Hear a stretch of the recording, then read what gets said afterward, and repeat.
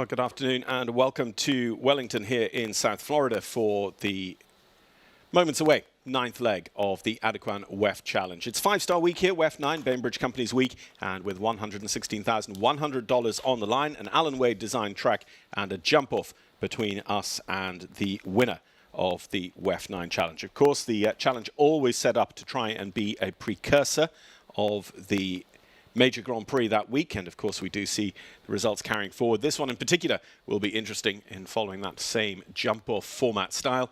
And, of course, as ever, attracting some of the best here to the winter home of show jumping, Wellington, Florida.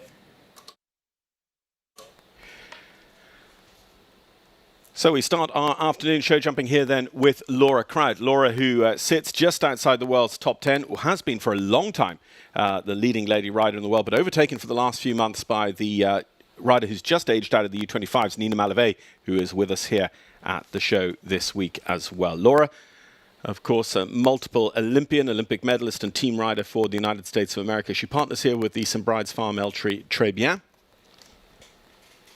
Laura with that incredible win, the only clear last year in the Rolex Series Grand Prix at Dublin. Second in the Aachen Grand Prix last year as well. Très Bien was the winner of the World Cup qualifier at Washington back in late October.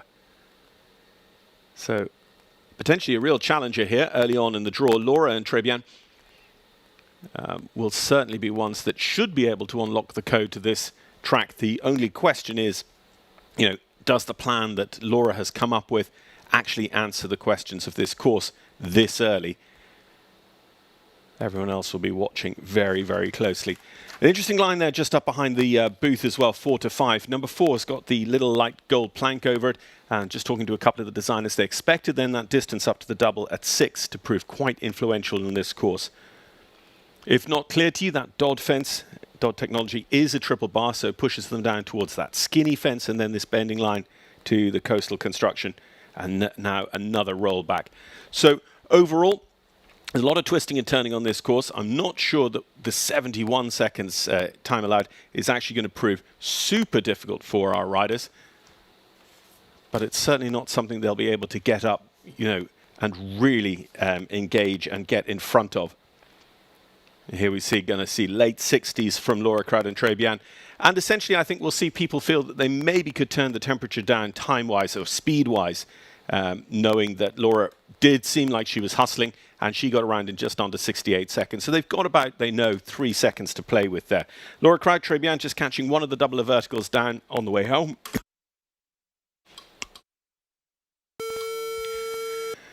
There on our screen a moment ago at fence 11. So 4 faults for Laura and Très Bien. We go on to Nina Malave. Nina keeping her run of rankings inside the top 10. In fact, she climbed the ranking month to month.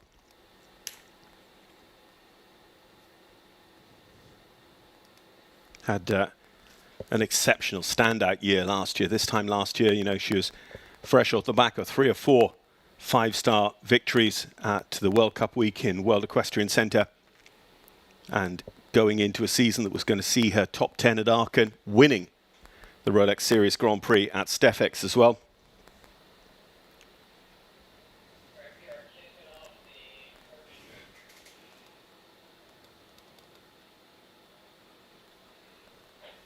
Nina through the 2 horse heads double, still on the 0. Of course, remember, Laura Kraut was on the 0 until quite late. And in terms of overall pace here, we just see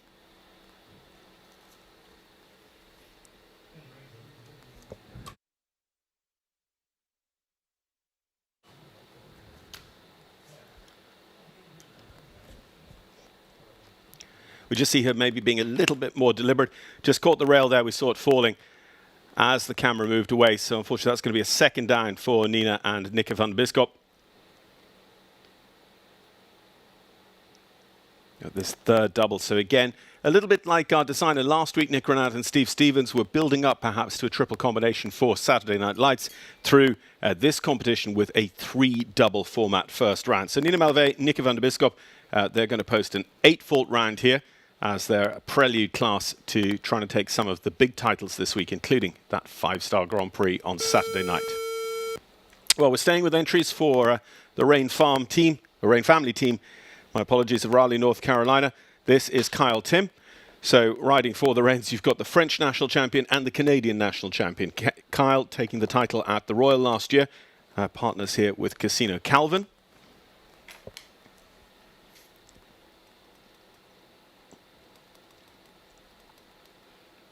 Kyle, a member of the Canadian team that came to Dublin last year for the Rolex Series Dublin Horse Show. It was the first time, I believe, that Canada had a full squad there, not just individual riders, since the late 70s. So it was great. And, you know, looking at that as well, you've also got the sort of the factoid that it was Mario Delorier's first time riding at Dublin. All the places, all the championships, all the Olympics that Mario has ridden at, and that was his first time at Dublin. So what's quite interesting is some of the places that we were actually talking about thinking that the faults were going to come, the light plank at number 4, the distance up to the double of horse heads there at number 6 have not, so far, very early days, been too influential, with a lot of the problems coming late on this course. It is not the brightest day, but it is warm. It's humid out there, as it has been for a few days. And that is going to make the length of this course start to play a little bit of influence. He just did quite lucky because he chested down on the back rail of that red fence going across the ring into the double of verticals.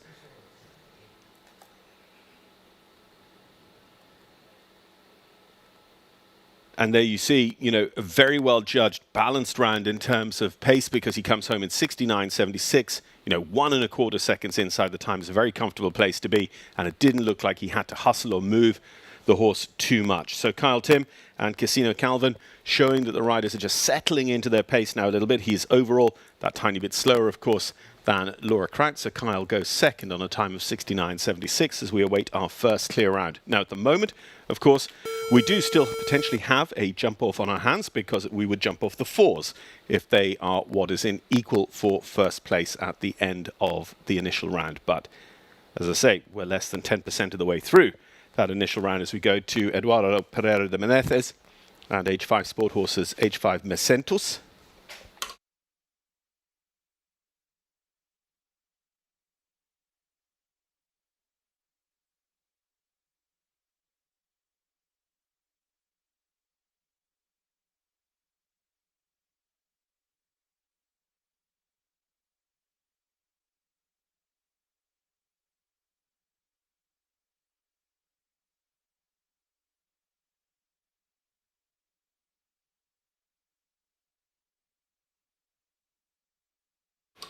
Eduardo, a real feature of the winter season here in Wellington, and of course Brazil with a team in last Saturday night's Nations Cup when it was nation versus nation team jumping that took the spotlight of Saturday Night Lights for week 8.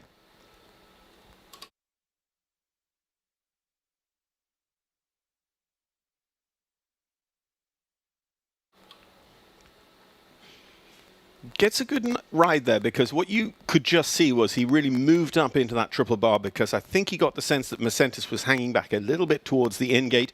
it's one of those things. Whatever arena you go to, horses being herd animals, they'll be very conscious of where the gate is. They will tend to just hang back ever so slightly towards it. When you're here for a series, they know this ring now. They start to learn it like the back of their hand. Horses are very, very clever. So he did a nice job riding away from the in-gate towards the Dodd triple bar. Unfortunately, a rail down at the bottom of the ring, where we've seen a lot of our problems, and one on the way home as well, making it a grand total of 8 for Eduardo Pereira de Menezes and H5 Mecentus.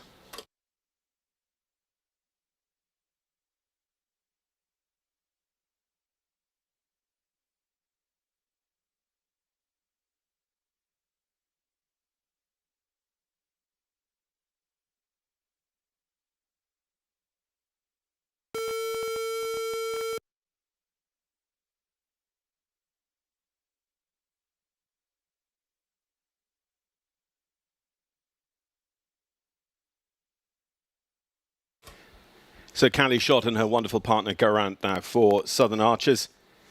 Callie, who's made a couple of trips over the years to the Nations Cup in Abu Dhabi. Jumped double clear here the other night as well in Nations Cup action for the United States of America. Callie and Gaurant could be well placed now to have a good week with us here in WEF Week 9, Bainbridge Company's 5-star.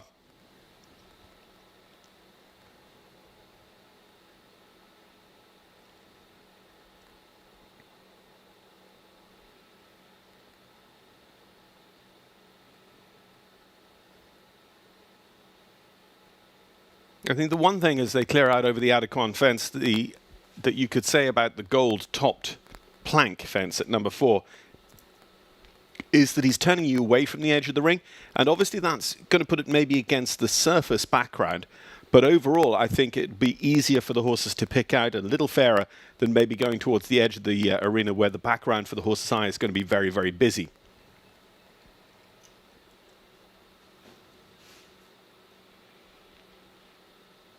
So Callie just saw the horse pat the ground a little bit. She had to ride up, and is she in trouble here in the distance through the double vertical? She's not. So are we looking at our first clear round here? We're further around with a 0 score than anyone has been to date. The time, 71 seconds, is going to be okay. 70.42. Callie Schott and Gaurant put it all together. They are clear round number 1 of the Adequan WEF Challenge here for week 9. And at the moment, well, it says jump off. At the moment, they are in the lead in their own right, because until we get a second clear round, no jump off.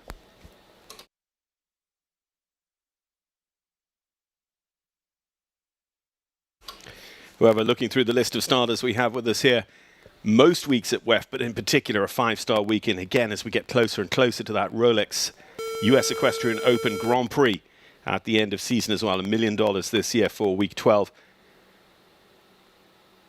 The visitors will start to increase. The quality will go even higher. Richie Vogel with us now. Richie with Con Quality. Grand Prix winner this season, and Richie, of course, in the mix class after class after class over the course of Winter Equestrian Festival.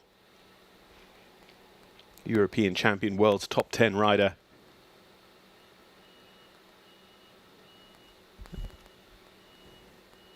Yeah, one of the things McLain Ward said on a recent issue of, or episode of WEF Weekly, remember out every Wednesday, every week of WEF, was that Richie has raised the game. Him coming here has really made the others feel that they have to raise their game and step up, particularly when it comes to jump-offs.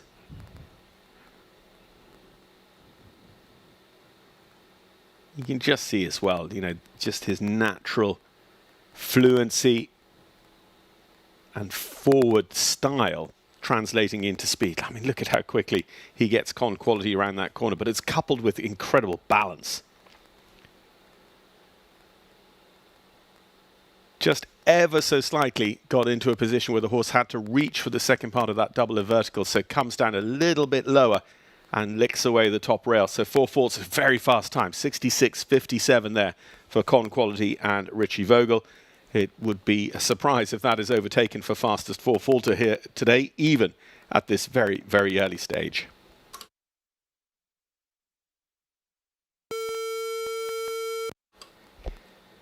A winning US Nations Cup team here last Saturday night, Marilyn Little. Marilyn, who's had a string of horses here competing and being successful up and down through the star levels. 2-star during 5-star weeks, right up to 5-star itself. Marilyn and Game Day LLC's Heidi von Immerhoff take to the field now in our Adequan 5-star WEF Challenge. Remember, today's WEF Challenge jump-off format, setting the conditions for the start list for Saturday night's Bainbridge Company's 5-star Grand Prix.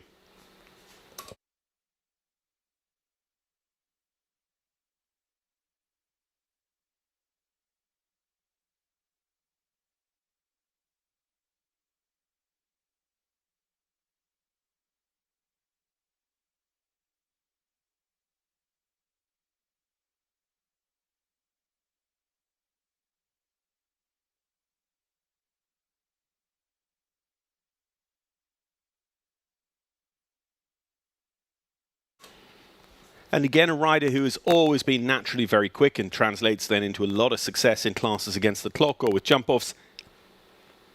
And Marilyn doing exactly that today with Heidi. Just looking at some of the footprints in the butter there, we can see the tracks of previous riders on the ground. She might have just gone that little bit wider, but that is because at the pace she's picked up, she just with this horse needs to give a little bit more space against the pace for the horse to balance. But once again, it is actually the second part of the double verticals that is down for Marilyn. And Marilyn's pace, but with the space, translates to a 70.23 time with the one down, 4 faults. So it's still just Callie Schott with our clear.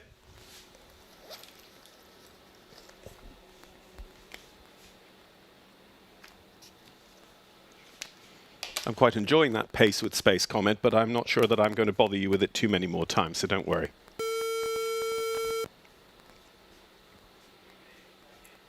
On then to Michael Duffy, again a rider who knows this showground and he knows success here as well. Michael with G Sport Horses Limited Partnerships, Mr. Curly. 5-star Grand Prix winner, including taking the title on Miami Beach in the Global Champions. Michael has also been a championship medalist for Ireland at the Europeans.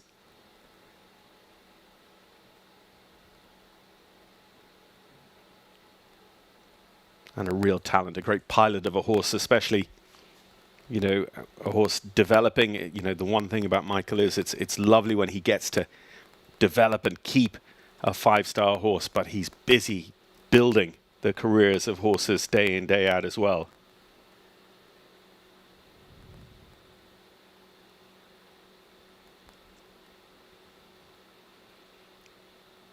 And you see there why the designers were thinking they might get an effect here when we're up against these riders, though.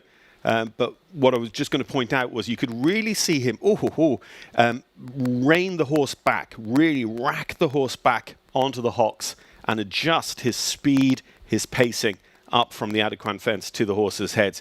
Coming around then from the in-gate, maybe it was the in-gate, but it just didn't seem like Michael had the horse's attention, certainly not as much as he wanted to try and take on a big wide triple bar, so he just pulled away from the jump, turning this into a little bit of a schooling moment and an educational moment for Mr. Curly.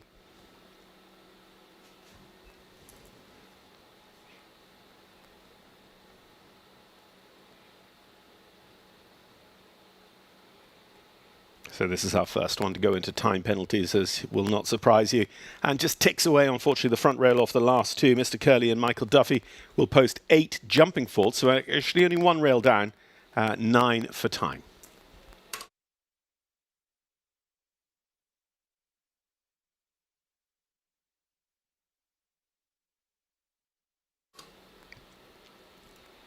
Carrying on then. Staying with Ireland, it is Shane Sweetnam, Irish Olympian Shane, world number 9 at the moment. He's got his own Popish Farm and Seabrook LLC Gelona AO for us. And again, Shane having a great WEF this season. He's been in the mix class after class, on the podium in 5-star action here a fortnight ago.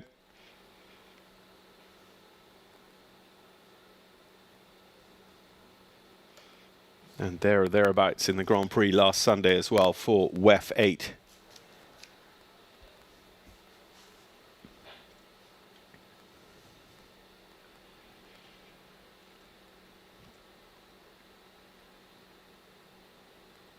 Interesting to see some of the new strategies in the Irish team as well, with Jessica Curtin taking over as team manager. Saw Shane Sweetnam go as anchor leg the other night in the Nations Cup. A place where we'd normally, for many years, have seen Cian O'Connor, who actually went as trailblazer. So almost a direct reversal of what we've become used to watching the sport. And they pushed the USA very, very close.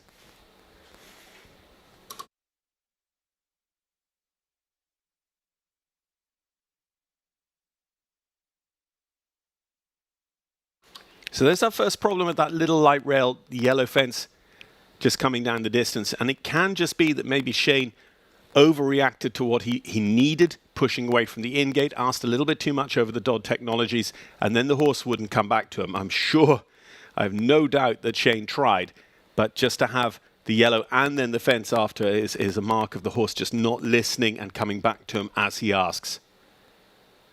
Gilona AO and Shane Sweetnam, it's going to be 3 on the floor, 12 jumping faults.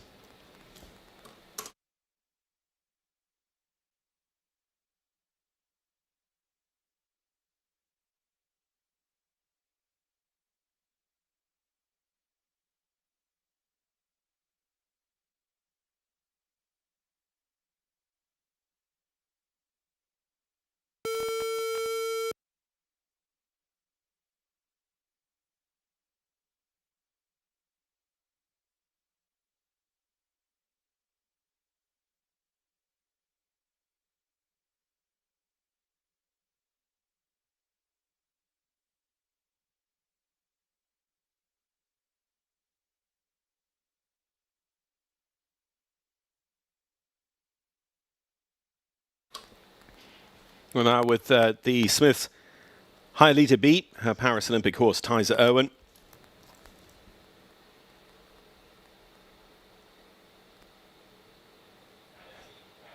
I say it's rather typical of somebody to come over from the British Isles and talk about the weather, but this is getting up into, feels like Australian temperatures here.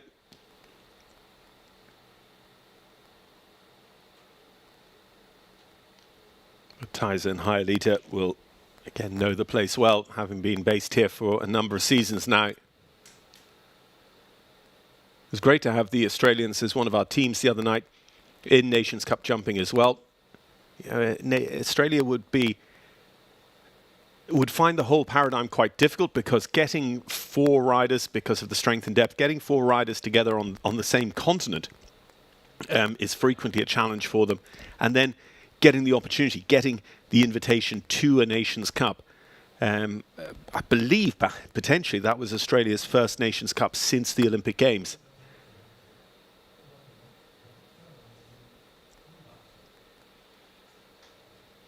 Thaisa's Hialeah knows the job inside out, just about 60 seconds as they shape their turn. Really interesting to see Thaisa there sort of, you know, absolutely finishing a straight line and turning an almost a 90-degree proper turn up to the last line, rather than going a little bit on the curve away from the double of verticals. And well, is that where it cost her? 71.85 on the clock. It is our second jumping clear, but at the cost of a time penalty. So Thaisa Erwin and Hialeah will sit out the jump off as things currently stand, and it is just Callie Schott and Kraut with the 0 score.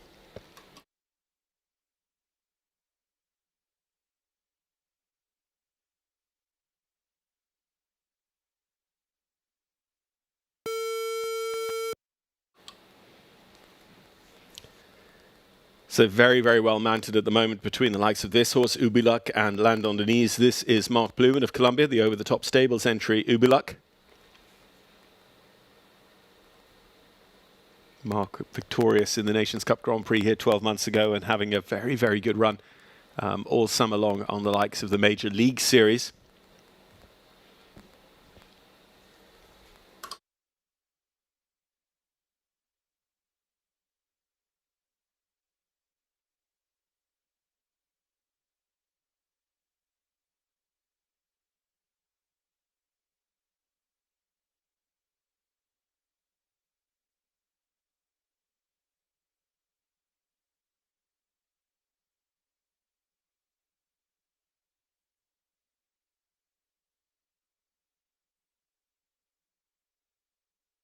So Mark still on the 0 score. He's answered some of the questions.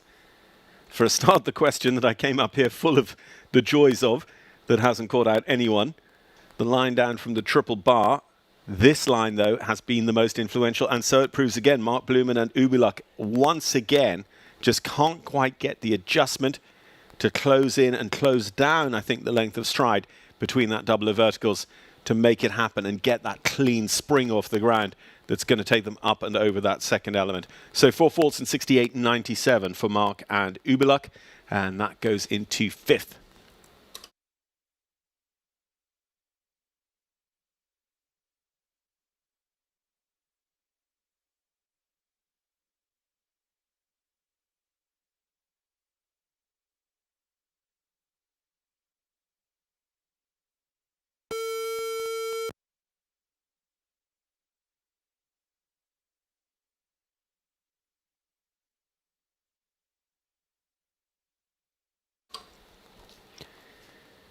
Carrying on then, we go to Mimi Gotchman.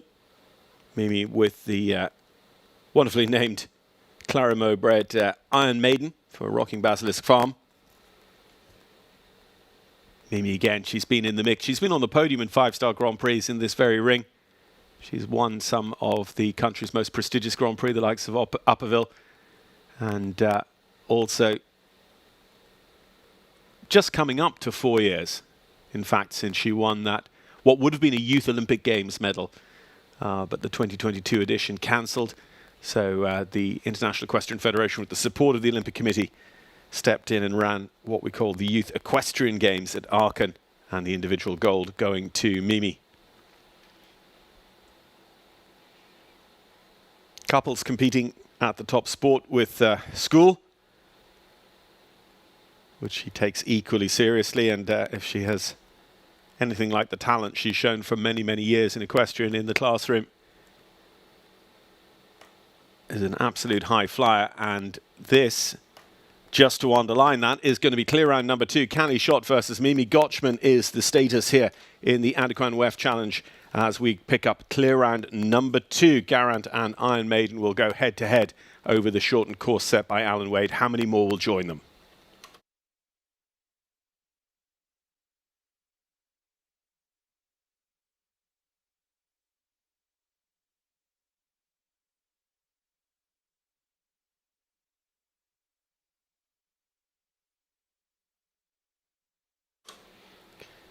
Well, holding the world number 2 spot at the moment. He has been a multiple-time world number 1 of our sport and had that incredible run of 5-star Grand Prix and major class wins last year. I think it ended up being a grand total of 7 wins at the highest level of the sport, including starting his season here with a double of wins, WEF 7 and WEF 5. Going the way of Kent Farrington 12 months ago. Kent with his own in Rabbit Foot Stables, Tuliana.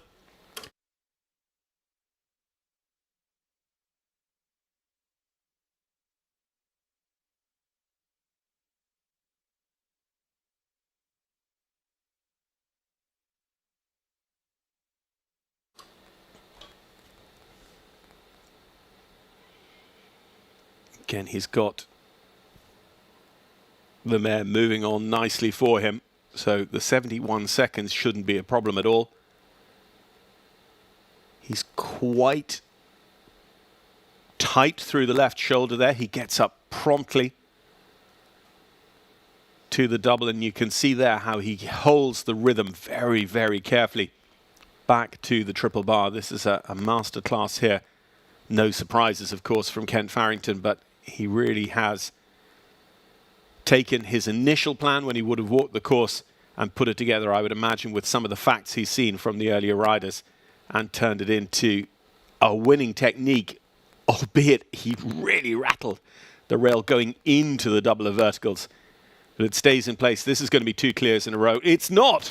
It's incredibly fast from Kent Farrington, 66.26, but unfortunately, luck just goes away from him, and he catches the front rail of the last on the way up, catching it behind Tulania and Kent Farrington on 4. Well, and to prove me a liar, we thought Richie Vogel was going to be the fastest 4-faulter bar none in this competition. Kent a little faster.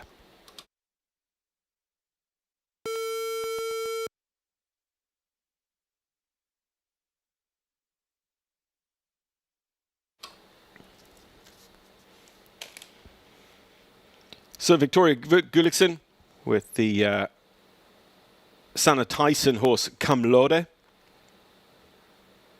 Victoria for Norway, Norwegian Olympian. I say Norway having an exceptional season this year in the Winter World Cup Series. Victoria herself is no stranger to success in the Winter World Cups across the Western European League. Her father, Jimmy Gulliksen, a feature of the season here year in, year out at the Winter Equestrian Festival as well.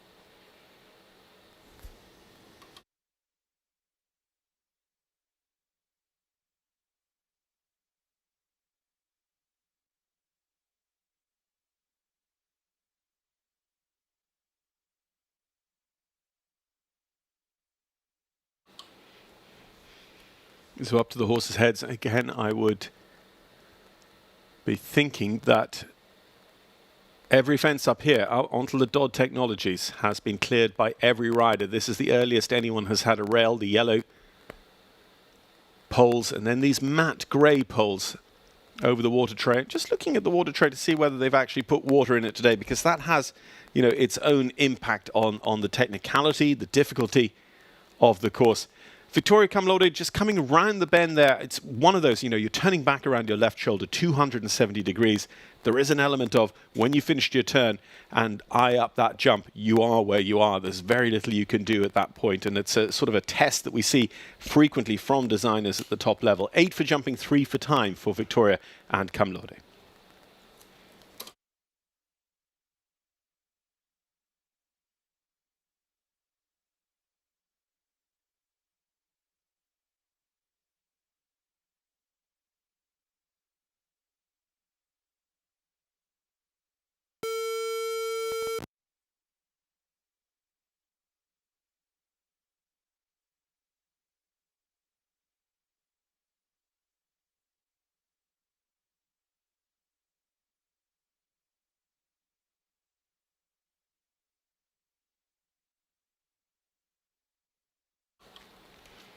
On we go then to owner rider Charlotte Murray. Charlotte with the messenger bred at Magnum Z. Looking for our third clear round. Callie Schott and Mimi Gotchman clear to date, but there we do get an early rail, having talked about how mid-course is the earliest we've seen a rail. Charlotte just pays the penalty down there in the corner at number 3. The horizontal striped rails and the water tray underneath. It is not an easy jump, set up on a related distance as well from number 2.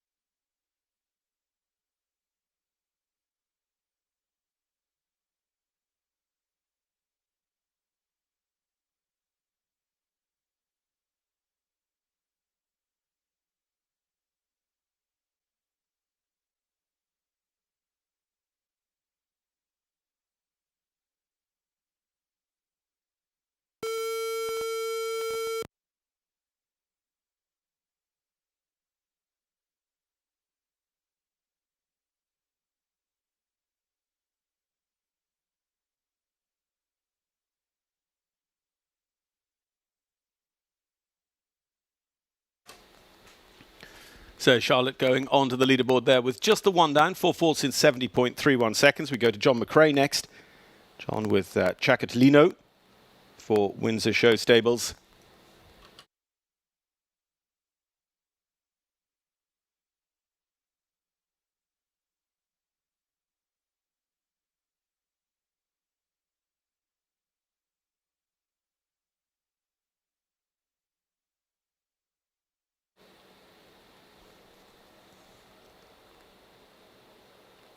Nice move up there from the golden top plank to the big Adequan vertical. And I think you do get a sense of the width of it. And then you see Jonathan then winding the horse back. So there's a lot of adjustment in there. There's a lot of dynamics in that line, 4, 5, 6. Horse just kicking over the traces there ever so slightly as John holds after the triple bar. And what he'd like to be able to do, and perhaps, you know, this is the moment, to just let the horse lengthen the frame a little bit and then bottle it back up. And it just looked like the horse wouldn't come back to him. They came very, very free to the red oxer there.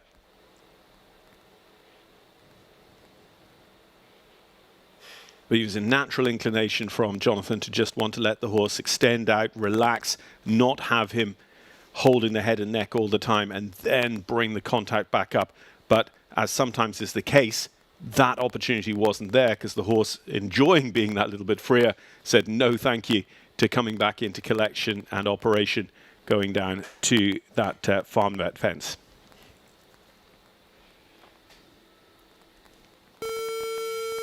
So another one on 4 faults. We've got quite a lot of those on the leaderboard at the moment, with just the 2-0 scores leading the way. Now let's see what happens now for Spencer Smith and Keeland. Spencer riding this one for Ashland Farms and Stormridge Capital. And another rider of winner of major 5-star Grand Prix.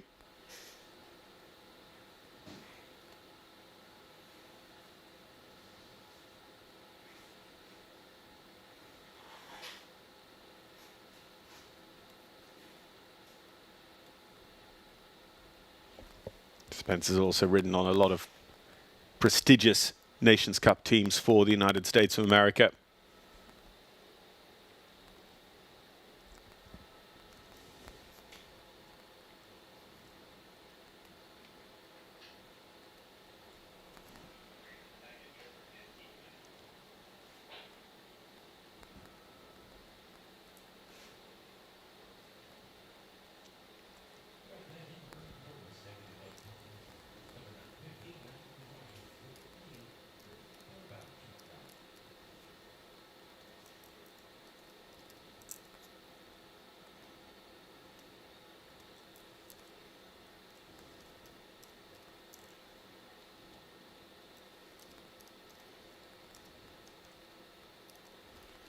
Doing well at the moment.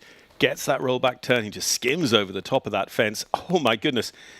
Pushes that to the very, very edge of the cups, but it stays. The luck is with Spencer coming towards home, and the luck drifts away from him. A rattle at the back rail, and it bounces out of the cups, unfortunately. The first part of the double on the way home, 67-66 with 4 faults for Spencer, is going to be not too bad at the moment, going into 6th place, but could have been part of a jump off for the lion's share of a prize fund of just over 116,000 euros. Dollars, sorry.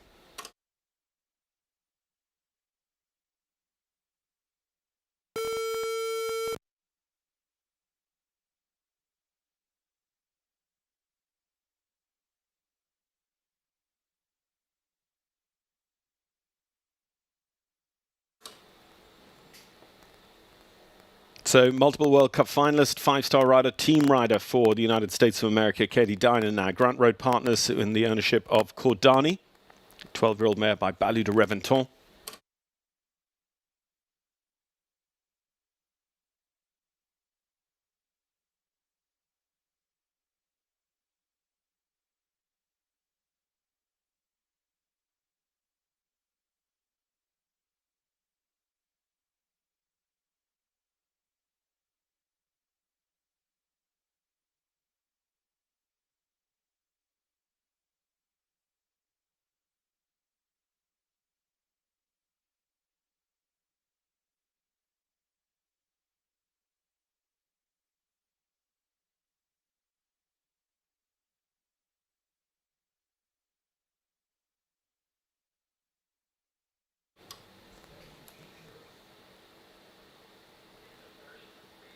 You can see Katie just out a little bit on the widest line that anyone has taken. Well, obviously, to our view anyway. Foot perfect through that line of 3, though. The time should be okay, 61 seconds as she just looked up the final line. Does catch the rail. And 70.93 just sneaks inside, but it is unfortunately with 4 faults, an incredibly late 4 faults, but that is a story we are telling again and again and again in today's edition of the Adequan WEF Challenge. This is week 9, Bainbridge Company's 5-star week. $500,000 on the Grand Prix here on Saturday night, so for sure the WEF Challenge has to be exactly that, a challenge. And so it is proving.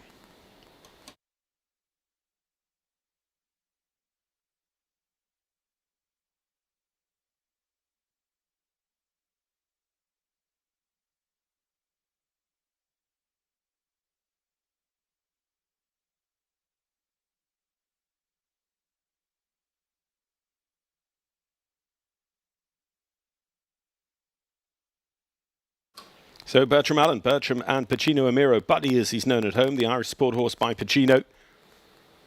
Bertram's Olympic partner. Again, major victories on the international circuit for this pair. And actually a partnership that could really just bubble to the top this week. It's going to be all about the preparation that they've had. And whether, of course, also, this is a serious focus for Bertram. And that's an interesting thing to talk about when, you know, it's a 5-star week. But of course, you know, there are 5-star weeks somewhere in the world nearly every weekend. For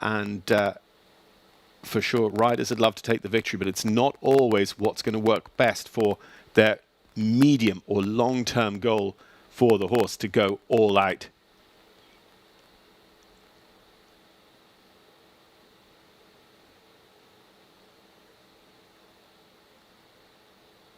It's interesting, he doesn't look like he's taking the tightest lines. He doesn't look like he's going super fast, but the horse has a big step. You know, here he's a little bit more deliberate than those we've seen, you know, go and make almost a right-hand turn. He's coming up through the right shoulder a little bit to that double. So the time is very good. The big step of the horse comes to him, and 69.65. Bertram Allen and Pacino Amiro clear round number 3 and qualified for the jump off. So 2 for the USA and 1 now for Ireland here in our starting field for the short course.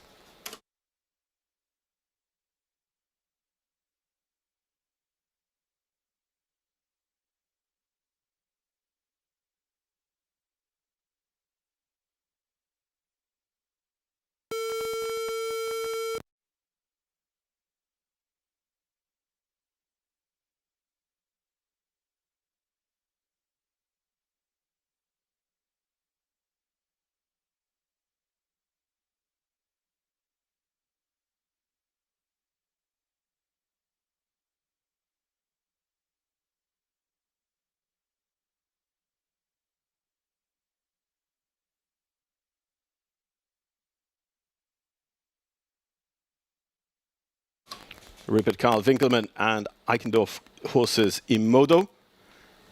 Quasimodo van der Molenreef, the sire here of this one for Rupert Carl. Nicely up over the horse, heads double. As I say, they've risen to the challenge. They've all ridden the line very, very well, and it hasn't caused any real problems. The plank, the Adequan, very wide. Oxa, or the double with the horse's heads, the first of 3 doubles on course.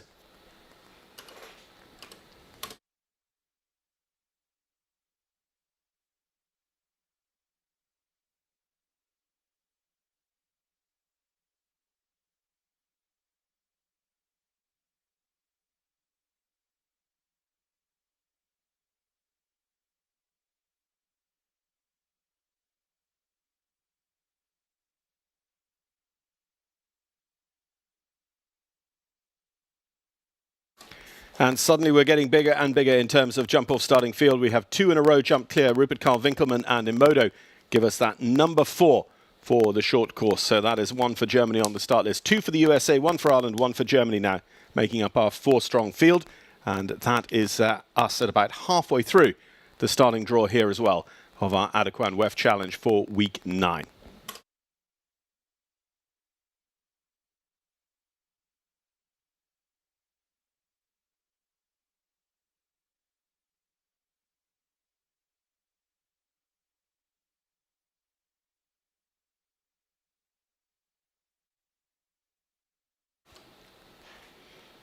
Olympian Daniel Bluman. Daniel, who's taken victory at the likes of the Hampton Classic. He's also been the winner of the Rolex Grand Prix of Rome, Piazza di Siena in recent seasons. He's here with Abigail Wexner's horse. This is Hummer. The Wexners of New Albany, Ohio, of course, tremendous owners in the sport over many, many years.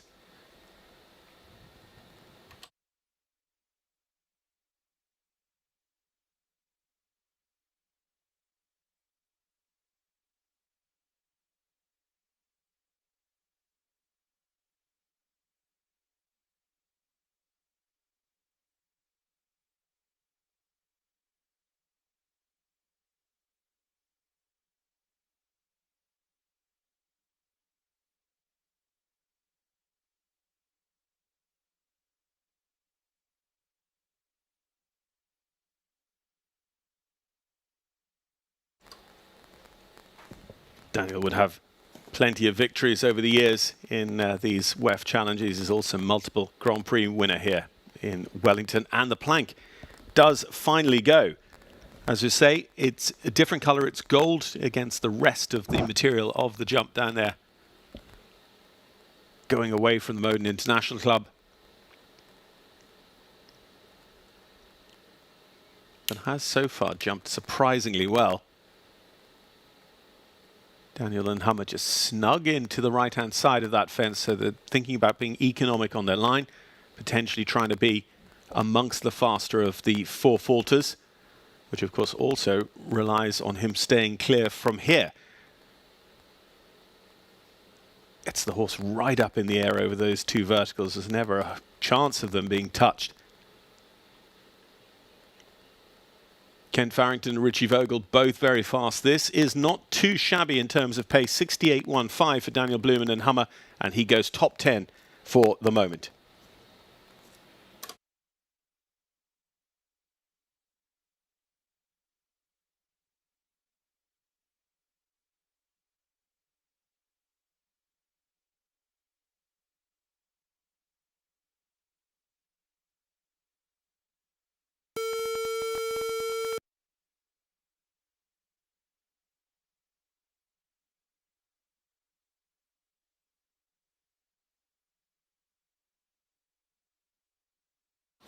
So Elena Haas goes next with Claude. Claude is a Captain Jack Zerbuffet bred. Zerbuffet is by Cefalo. And this one from the Westphalian stud book. And Elena just setting herself up nicely, turning away from the NetJets landing to pick up her line and just, you know, change direction very, very nicely and gently in the air over number one, which will hopefully set them up for this swing around the bottom of the ring.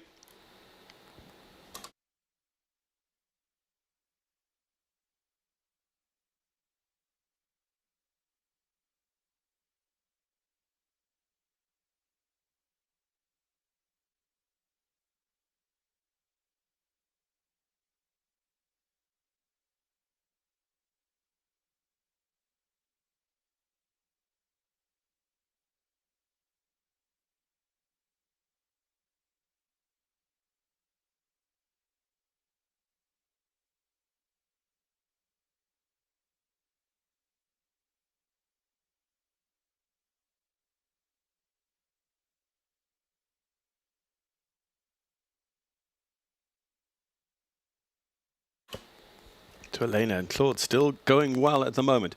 Sighting in on the final line. The time looks potentially a little snug, though. Are we going to get a clear but one for time? Elena and Claude just over 71.14 for Elena and Claude. So that's another one on the single time fault, joining Thaisa Erwin and Hialita from earlier on. Elena reaches forward, congratulates and thanks her horse, and knows herself that was just some of her tactics, some of her decisions that cost them those fractions here, there and everywhere that all totted up to less than 1/5 of a second over the time.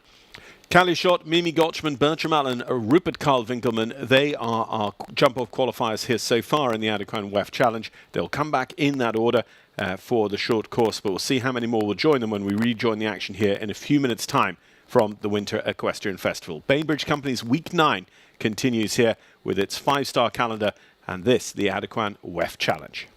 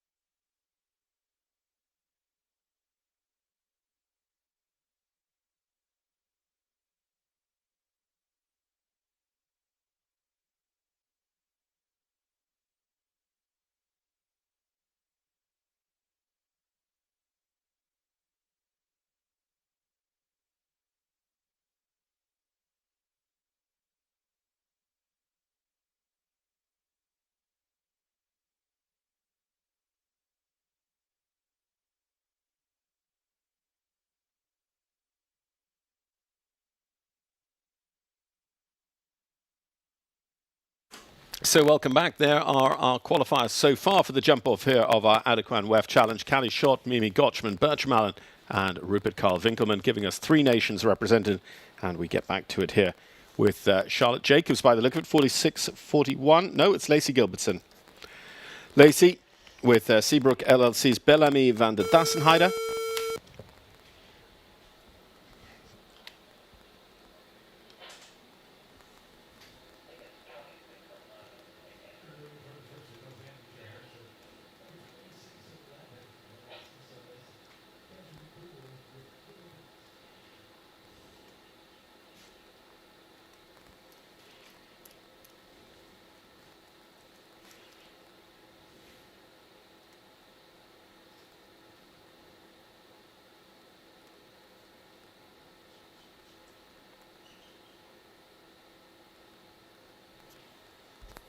Lacy up jumping in one of the 4-star Grand Prix in Central Florida at early last month, taking a top 10 there. Bellamy van der Dassenheide then. Her Zangerside mare by Bamako de Meuse. And just setting off here at quite a positive pace. Bellamy, we saw in the Grand Prix last weekend, actually took a little bit of money out of the Nations Cup Week Grand Prix here at WEF.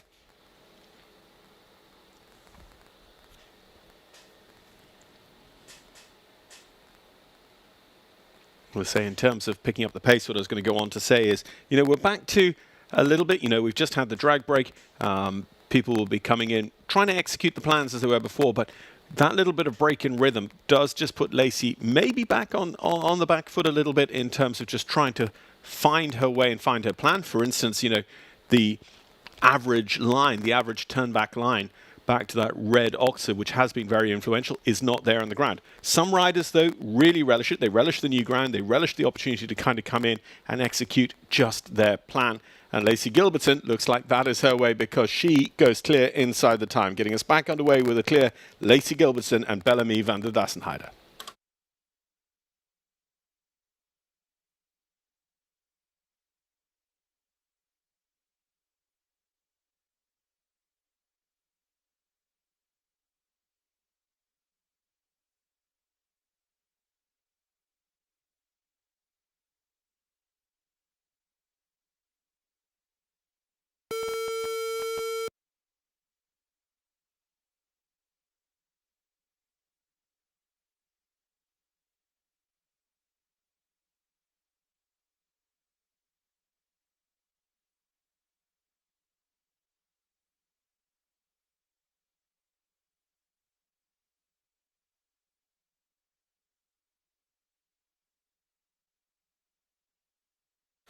Jake Ward now for Great Britain and Dory 6-6 taking up the challenge here in our Adequan WEF Challenge. Let's say $116,100 in the prize fund. And Jake, unfortunately, one of the just a couple to have been called out. That is where we've had our earliest rails. Number 1, number 2. Both stayed resolutely standing, and the first faults for a couple of people have come in there at the horizontal striped rails. Number 3, you see here Jake absolutely pinning Dory back on the hocks for the distance he wants, but it just took a little bit too much temperature out of the pace, and I think Dory a little bit maybe just misunderstanding the communication, and unfortunately grinding to a halt there in front of the horses' heads on that tricky distance. So Jake and Dory will come around once again, but of course they're going to be in a world of time penalties come the end of the round if they do go all the way to the end.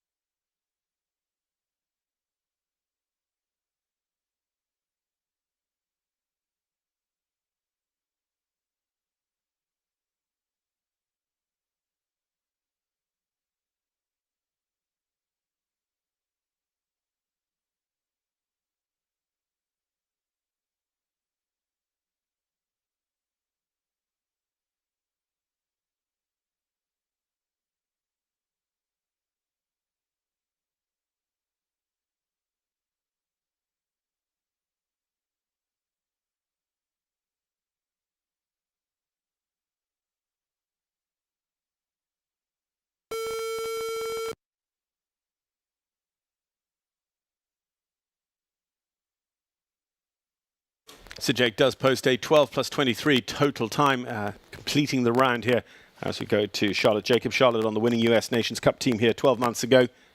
Multiple Grand Prix winner, both during her time based in Ireland at Greg Broderick's in County Tipperary, and also, of course, on her return here to the United States of America. Seeing her frequently with her top horse, Rincula Milshorn.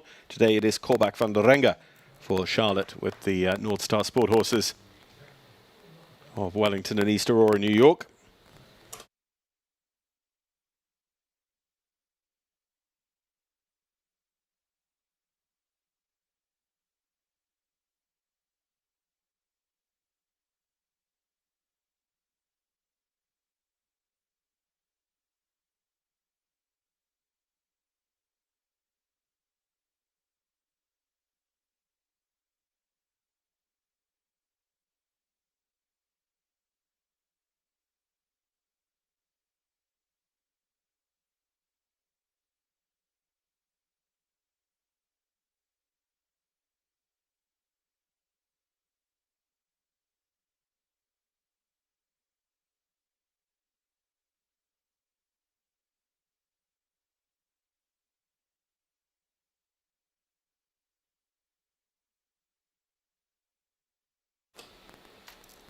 Nicely through the double of verticals with the 8 faults on the card, though, for Charlotte and Corbach van der Renga as they come up this final line. The time should be okay.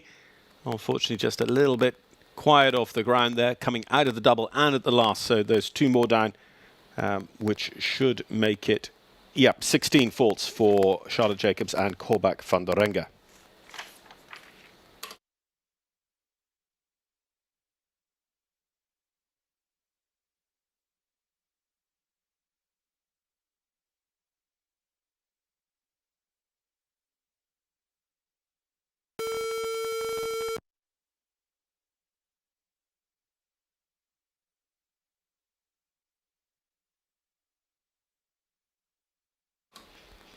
Next up then, Michael Morrissey. Michael for the USA with Ash Atkinson's entry. This is in Cento SA.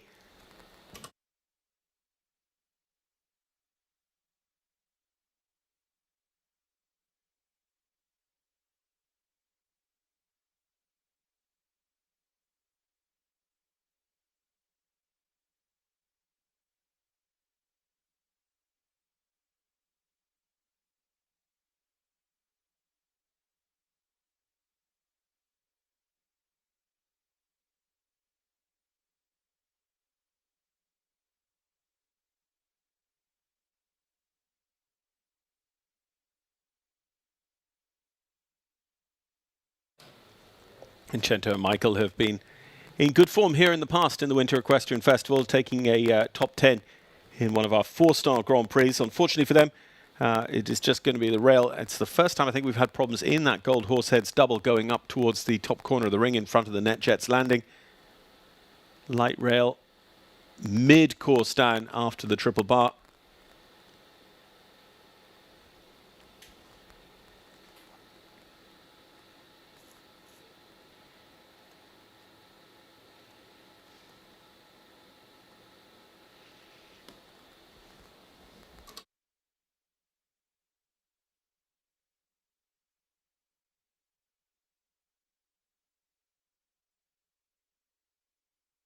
And unfortunately, the last down as well. Time penalties with 16 jumping falls for Michael Morrissey and in Cento, so a total of 19 on the card.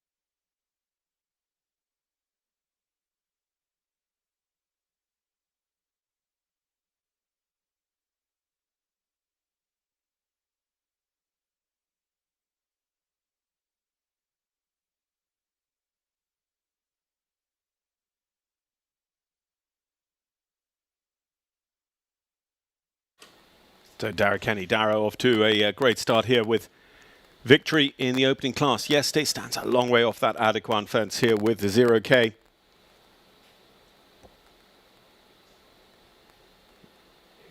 Again, a rider very much in form, one you'd tip for success there or thereabouts this week.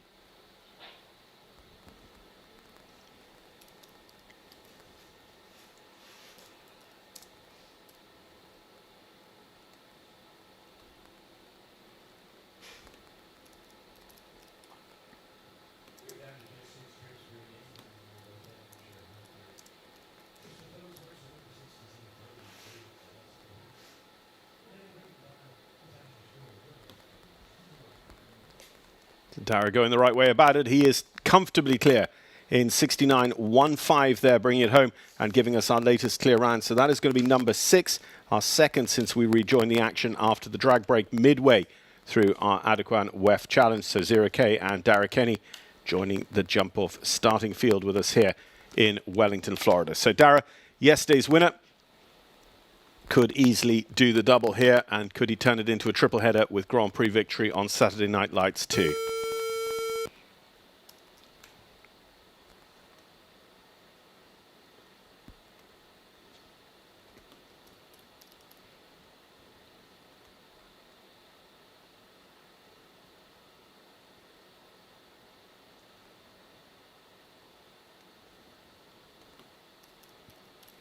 So Tanner Karotkin, rider who will age out of the U25s this year. Tanner with the Sandalwood Farms Kinmar Quality Hero, again an Irish-bred Kinmar prefix we know very, very closely associated with Dermot Lennon up in Northern Ireland. Actually, Kinmar Quality Hero and Tanner were a Grand Prix podium finishers during our first week of action, WEF 1. But again, that is in a way to look at this series through the international lens, because actually before WEF 1 we have WEF Premier Week run with a full series of national classes, no FEI, which is kind of why it drops below the international radar. Before Christmas we've got the full Holidays and Horses series. Immediately after WEF 12 we go into the spring series. This showground is much more than the 12 weeks of Winter Equestrian Festival, but they are the absolute jewel in the crown as Tanner Karotkin, Kinmar Quality Hero, come towards home. The time, 71 seconds, going to be absolutely fine. Just the cost of the rail mid-course for Tanner.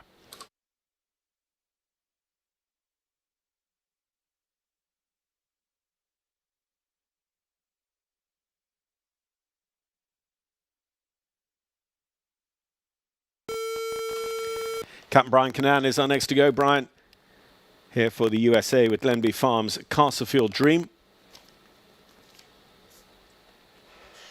Brian with his base of operations here, like many riders, just down the road from the showground.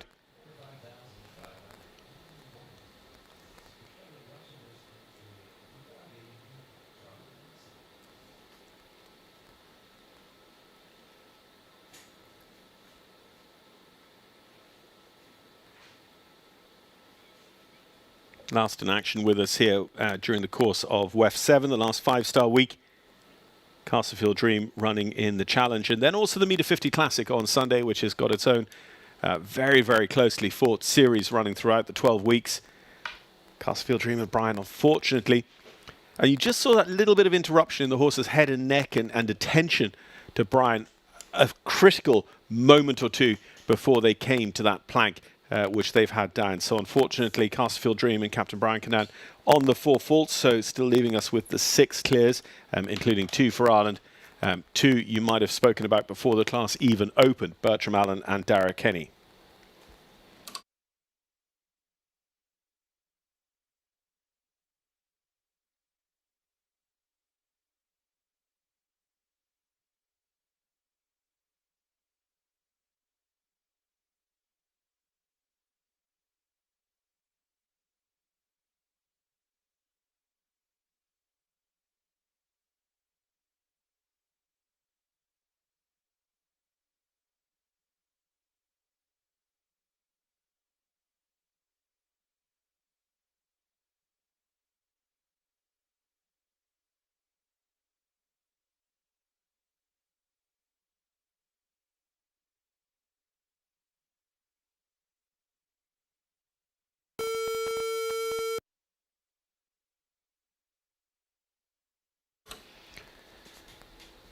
So Brian, they're going low in our top 20, 18th position with their 4 faults actually going right the way through 20th. It's in fact 21st is where our slowest 4 faulter sits. Natalie Dean now, Marigold Sport Horses, Mr. Boombastic. Jumped yesterday in our opening world ranking class as well. Natalie for many years picked up a lot of mileage as one of the U25 riders on the global champion circuit, getting the opportunity to ride around the globe at those major shows. The native of California here with the Vigo Cesse Salle Francais, Mr. Boombastic.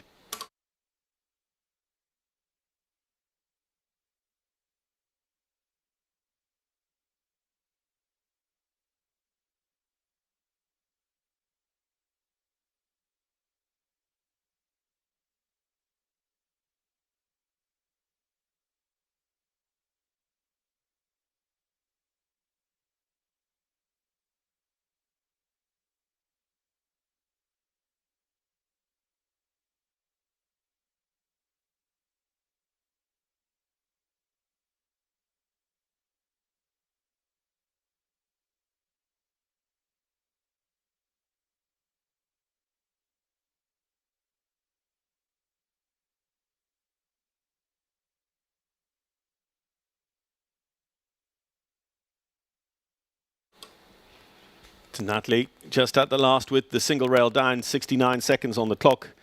You know, they really have, in the main, got the measure of the time allowed. We had those 2 picking up a single time penalty, with Elena Haas being the most recent of them. Thaisa Erwin earlier on in the class with the Smiths High Liter.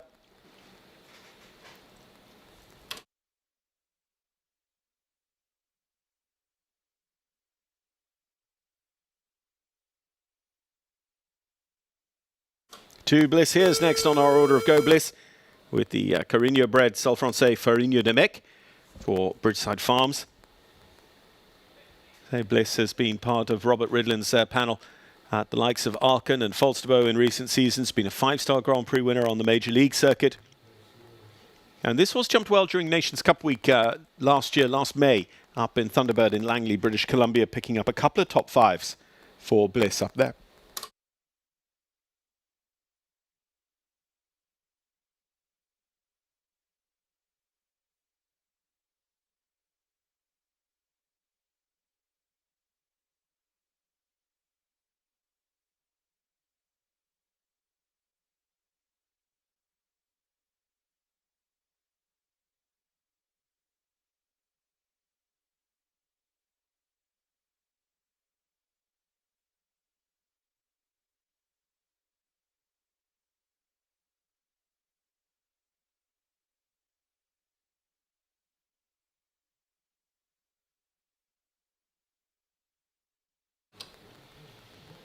So Bliss quite far over to what would be for her the left-hand side of that yellow jump, picking up her distance down there. I mean, we've seen some of the others, like Richie Vogel, be very, very snug over to the right-hand side. She's also wider here than many. So is she going to be in trouble on the time once she gets through this double of verticals? Rattles the first one. Often it seems to be the case. You can rattle the first one and it'll stay, but any contact with the second one and down it comes. I think she's in trouble in time. It looked like 61 seconds when she got down there into the corner. Just sneaks inside, actually, quarter of a second inside, 70.71. It will just be that late rail against Bliss Heers and Farigno de Mec, meaning it is still just 7 for our jump-off.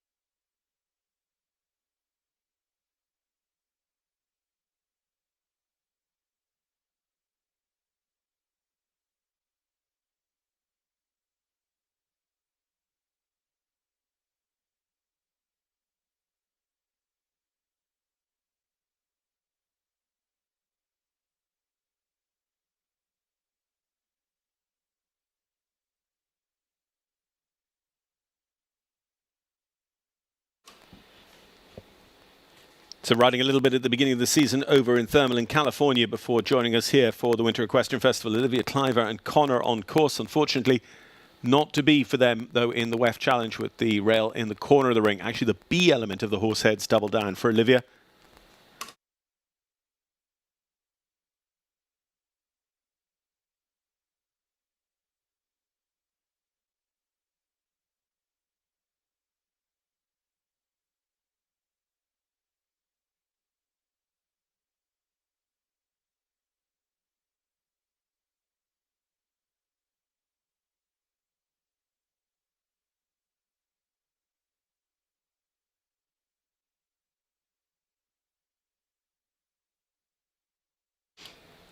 So 12 jumping 2 time will be the final analysis then for Olivia Cliver and Connor as they take on the 5-star level of the sport here with us this week.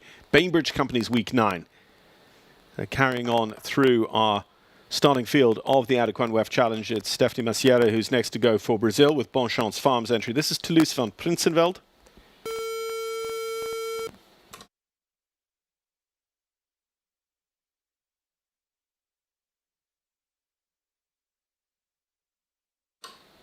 One of the 2 Brazilian riders to jump double clear for their country in Nations Cup action here last Saturday night. Stephanie, that was with Novak de Calvary, but also gone well for her earlier in the week. This horse, Toulouse van Prinsenveld, last in action here with us during week 7, jumped the meter 50 Classic on Sunday of week 7.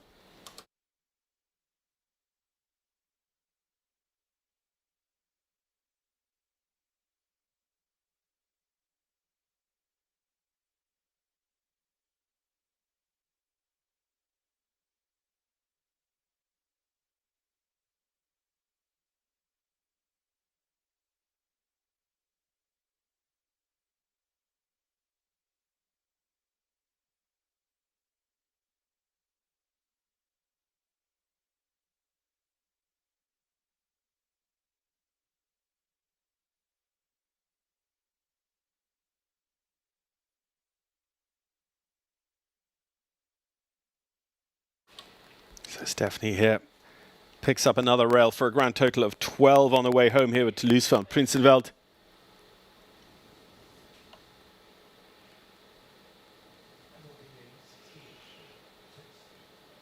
And 70.26 on the clock. 71 seconds is our time allowed, remember, not to come into play too frequently. As I say, there are those 2 clears with time faults. Otherwise, it's been people with problems that have ended up exceeding the 71 seconds.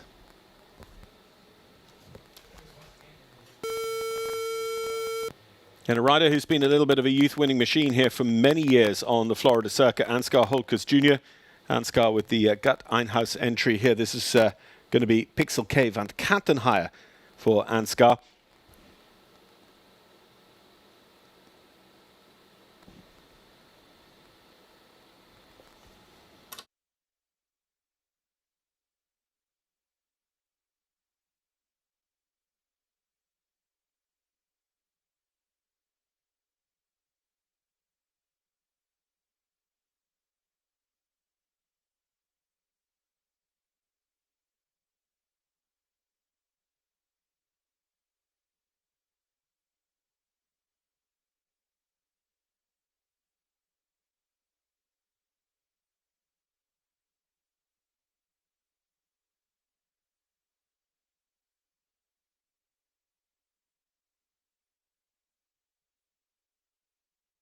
Ansgar, Pixel K van Kantenheier on the 0 score still as they come up through the Horseheads double. Not caused too many problems, just on the ground once or twice. A lot more problems at the A than the B element. And again, this line has caused a problem or 2, but it's generally ridden quite well for the level of competition. Certainly, you know, it is up there in terms of technicality, but the riders have stepped up to that today as well. So it is game meets game, really. 5-star design meets a field of horses and riders absolutely set up for the 5-star test. Should set us up for a fantastic Grand Prix here on Saturday night. Of course, Alan Wade, always a treat to have him designing the man named to the LA 2028 design. Ansgar and Pixel Cave and Kattenheier are clear, and they join the jump-off. That's going to be number 7, giving us another one for the USA. But Allen, just one of the designers coming here over the course of the 12 weeks. And it's not just 2 designs in the international ring, but of course, you know, Michel Valancourt is here looking after the second jumping ring this week as well. Steve Stevens remains here as designer. Nick Granat, who was our chief designer last week, is on the general panel. You've got Anthony D'Ambrosio and Guillaume Georges, both acting as technical delegates here throughout the entire season, as well as the likes of Allen coming through as guest designers for particular weeks. So it really is a very, very exciting series, and it's one of the attractions of the showgrounds and the format here of the Winter Equestrian Festival that brings people back year after year.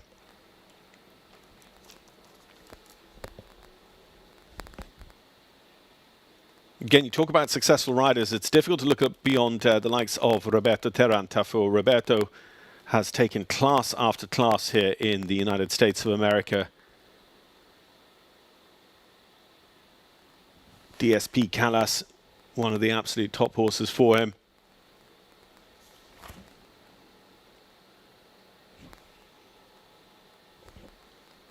Interesting, if my memory is quite right, actually a former rider of Iron Maiden that is being ridden here and in the jump-off for Mimi Gotchman. Roberto and Callas. 0 score. And, you know, if Roberto qualifies through to the jump-off, he would be 8th to go. He would be towards the end of the jump-off starting field, and that is a real danger. Again, look there. He is just inside everybody else's track.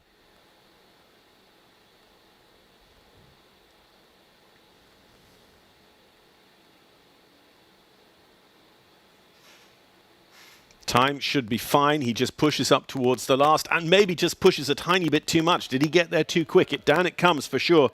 4 faults for Roberto Teran Tafur and DSP Callas. Not the first, probably won't be the last to be denied an opportunity to jump off here today with the final fence on course. Roberto Teran and DSP Callas on 4.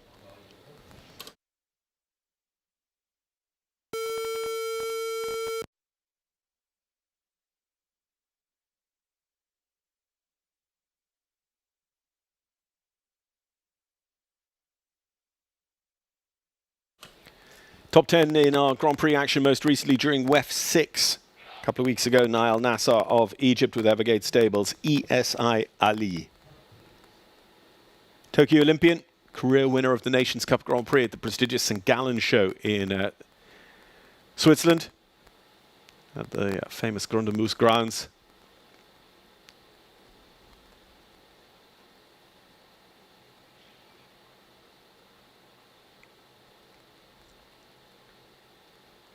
He just lets the first fence come to him a little bit, and then he engages. You could just see him moving up a gear and a little bit in terms of focus and commitment on his way to number 2 and really say, yeah, okay, now we have to go.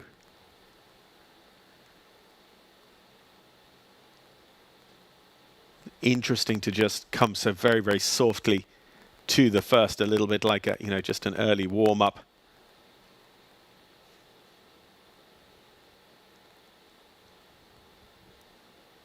Absolutely has him on his mettle there. Just squeezes and goes for the skinny yellow fence in the middle of the line.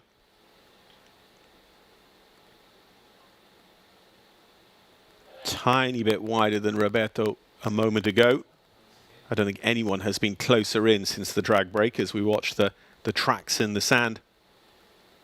And pushing up towards home. Time should be absolutely fine. Nayel and ESI Ali, have they got the balance to the last? They do. So Egypt going to be represented in our jump-off, and that is going to be clear round number 8, and Nayel with it all to play for when he comes back in a few minutes' time.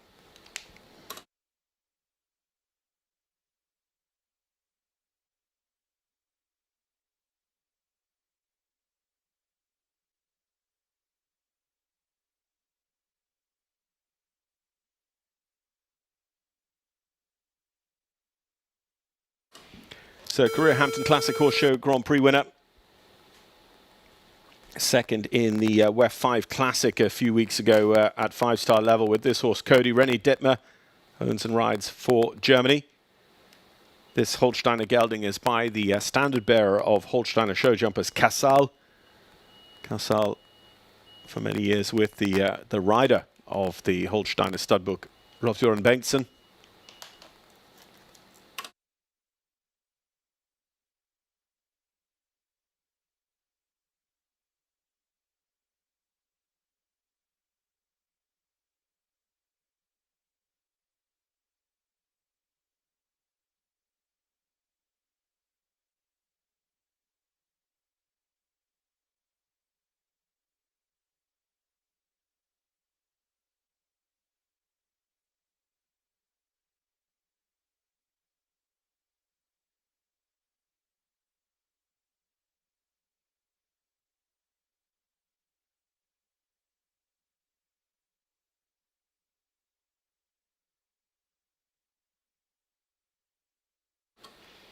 Rene just making this what has proven to be quite a crucial turn back to this line, including the double of verticals. Down the A element comes.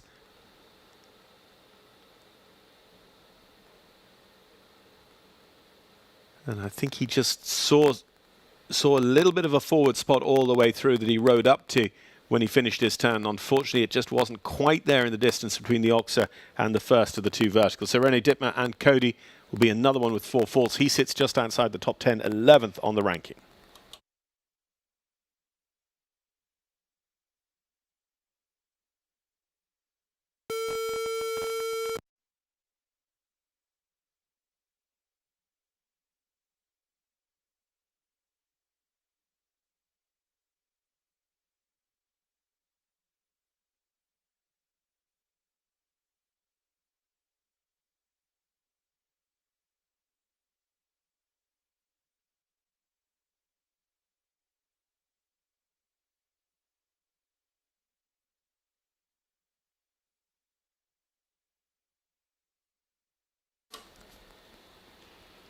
Again, I mean, it might be a function of having so many classes, but I'm also going to introduce a rider with the same old maxim, having a very, very successful WEF. It is Erynn Ballard. Erynn here with Dior, top 5 in the Grand Prix last weekend. With this exact horse, Erynn, part of the Canadian Nations Cup team, but unfortunately there in our Adequan WEF Challenge, just going to have the B element of the first of the 3 doubles down up in the corner.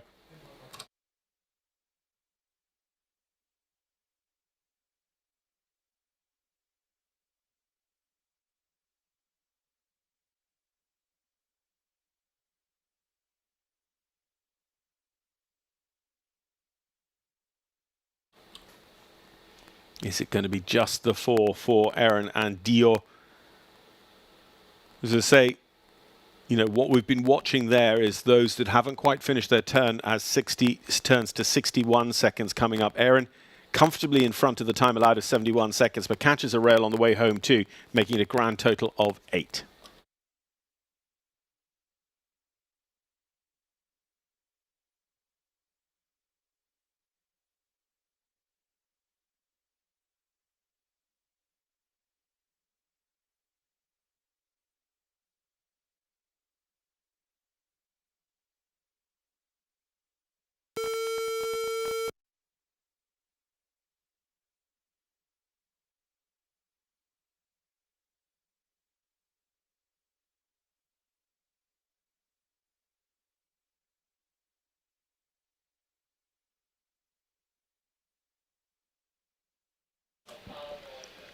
So does this man make it through to the jump-off and also, by dint of that, give himself a strong starting position for Saturday night's 5-star Grand Prix here on Bainbridge Company's Week?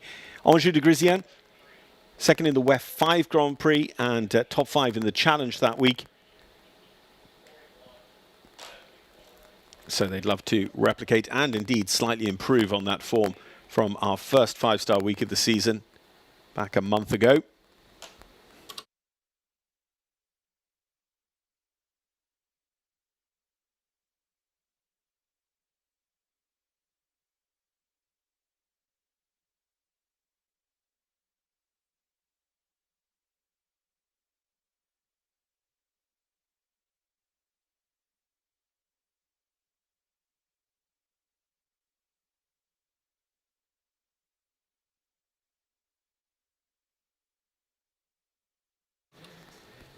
So one of our Olympic gold medalists in the field here. Of course, the individual winner in Tokyo, Ben Anjou de Grisien.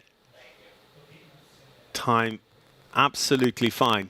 Just coming up this final line now to seal the deal for a place in our jump off here for the challenge. And as I say, try and make history repeat from week 5 and certainly at least repeat, if not improve, from 4 weeks ago. Anjou de Grisien, Ben Mayer, joining the jump-off starting field as number 9. As I say, they were top 5 with us a month ago. What will they do over Alan Wade's final short course of the afternoon here for the Adequan WEF Challenge?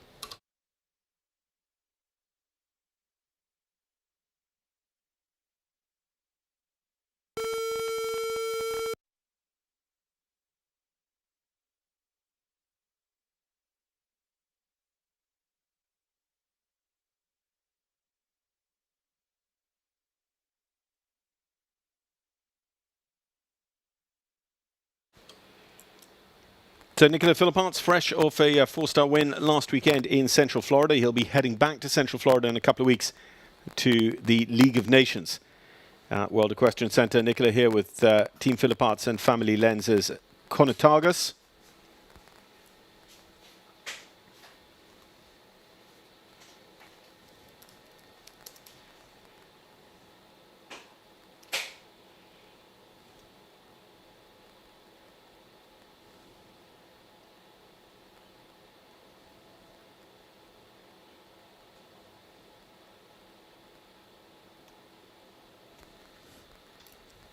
Gadget Moosh has been his very successful horse here over the course of the winter, as I say, with that 4-star Grand Prix win just recently at WEC. Also taking a win in a 5-star Major League Grand Prix at Tryon in North Carolina.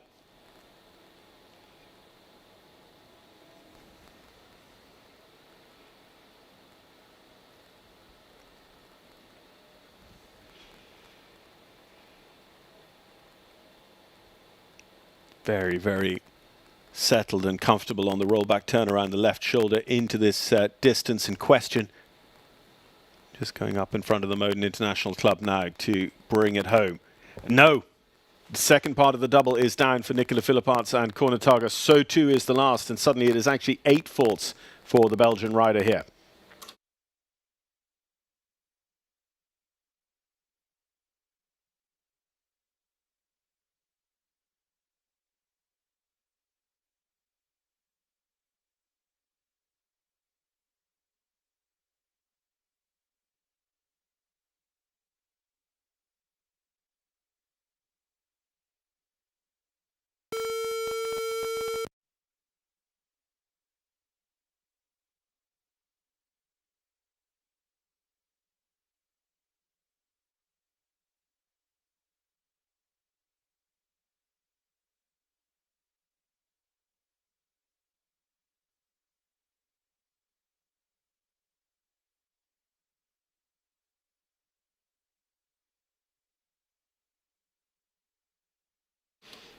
Raleigh Hiler and Oboris Chloe on course with us now. The first of 5 remaining in the initial round of our Adequan WEF Challenge for week 9.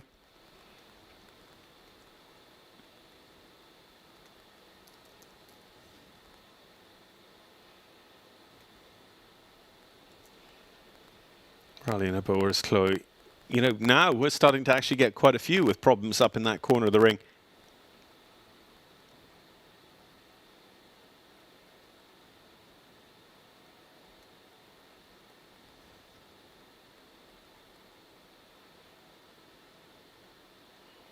Jumped the Hampton Classic last year, Raleigh.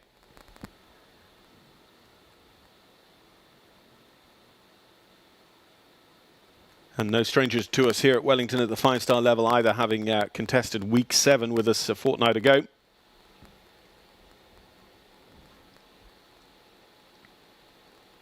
That's a shame. Single rail down for them up in the corner in front of the Nedjets landing for Raleigh and Oboris Chloe. It will go in the mix, 21st position, because we've got all of those 4 falters all stacked very closely together in terms of time as well. But it is, you know, and it's a decent amount of clears now, 9 of them. Probably looking in the final analysis of about a 25% conversion rate to clears.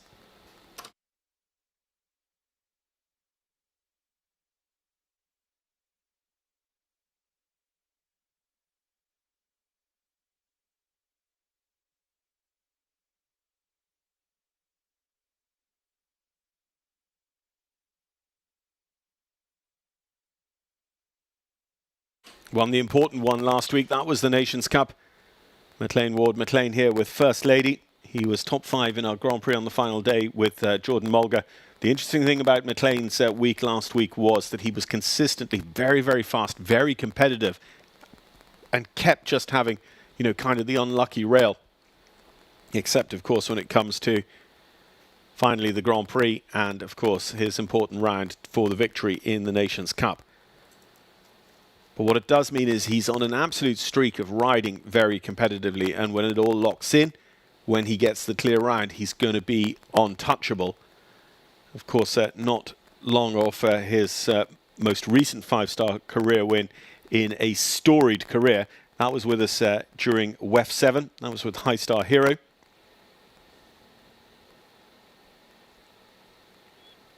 I just had the horse going beautifully there between the two. The setup fence, the oxer, and then the first of the verticals. But unfortunately, having had the vertical coming out of the line, it just catches the next one as well. In fact, it's going to be a 12-fault round overall for First Lady and McLain Ward.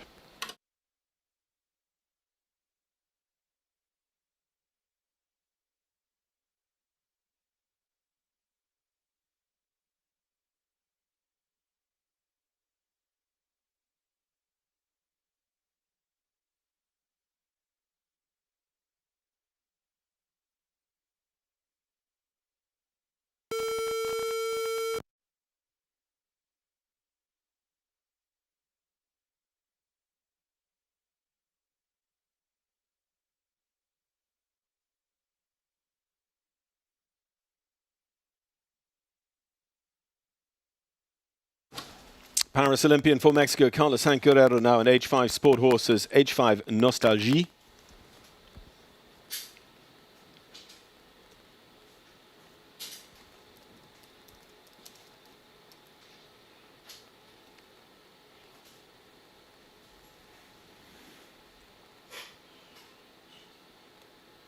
Mexican team last week for the Nations Cup with us here at Wellington. And of course, riding throughout the season here at the Winter Equestrian Festival. So that, again, means that we look back for results for him with the likes of H5 Shack Attack during our week 7. Rode Chili Pepper last week in the Nations Cup.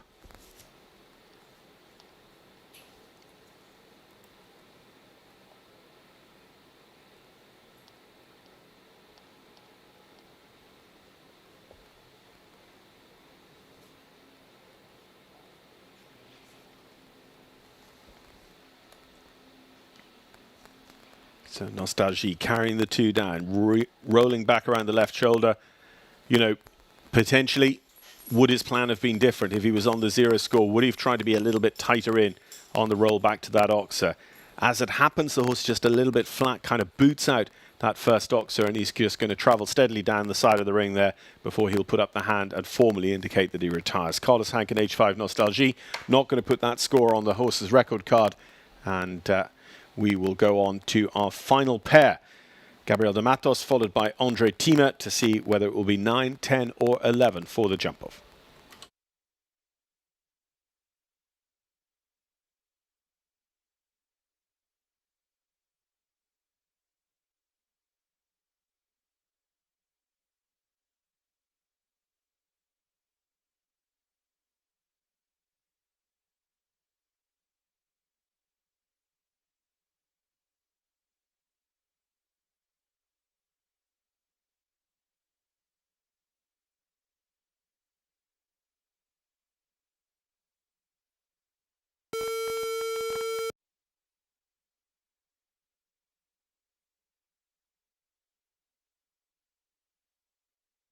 Gabriel de Matos Machado is, as I say, our penultimate rider. Bay wins Equestrian, the owners of Legoland Sandro, the Irish sport horse by Sandro Boy.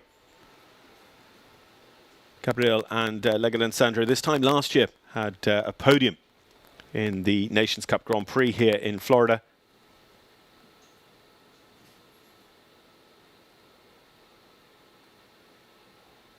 And a bit of a changing of the guard. He didn't ride Legoland Sandro here 2 weeks ago when he was with us for WEF 7.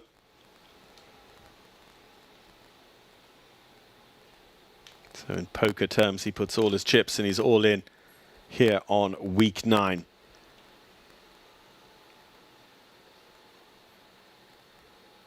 Another day of sport, of course, for our contenders tomorrow, but all eyes really on that Saturday night prize of the Bainbridge Company's Week 9 Grand Prix. $500,000 in the prize fund. 7:15 first horse is the current scheduled time. Let's say, looking at tomorrow, we have a 5-star class in the middle of the day. It's going to be a metre 50 Table A speed, sponsored by Bainbridge Companies, with 62,000 on the prize fund. And keep an eye overnight for declarations and the hard start for that 5-star class. We'll also get our 2-star very much underway. After the opening class this morning, we go on to another competition in the 2-star tour for the week. Gabriel de Matos Machado and Legoland Sandro posting a single rail down, 4 faults, so it's still 9 for the jump off and 1 more to come in this initial round.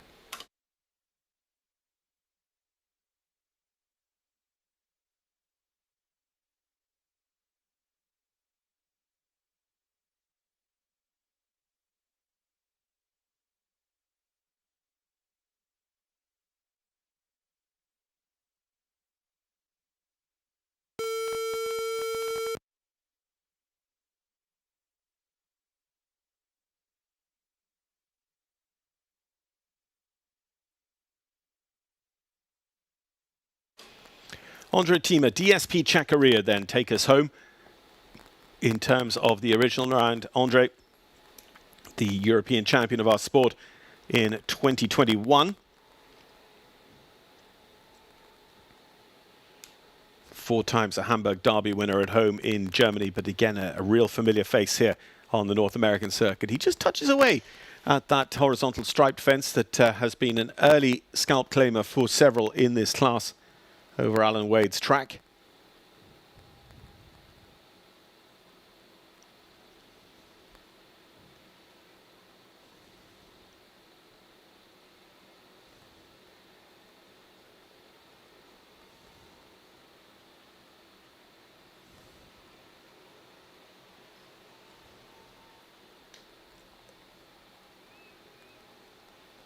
Nicely down there. So, and again, they don't have to be over dramatic here. He's, you know, right on the average line, up the middle on the rollback here to the Oxer to double of verticals. Chacarria jumping beautifully.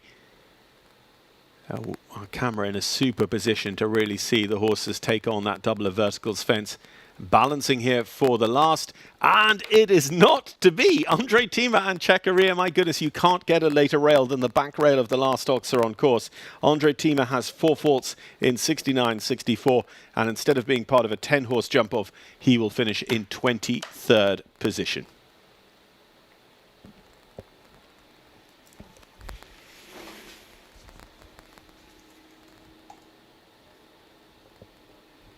So, Callie Schott, Mimi Gotchman, they were our first 2. Mimi was the rider who gave us our jump-off. Bertram Allen, Pacino Amiro and Rupert Winkelmann were our clears before the break. Following that, then, Darragh Kenny, Ansgar Holtgers Jr., 0K and Pixel K van Kattenheimer delivering their clear rounds. Nayel Nassar, Ben Mayer are our 7th and 8th for the jump-off.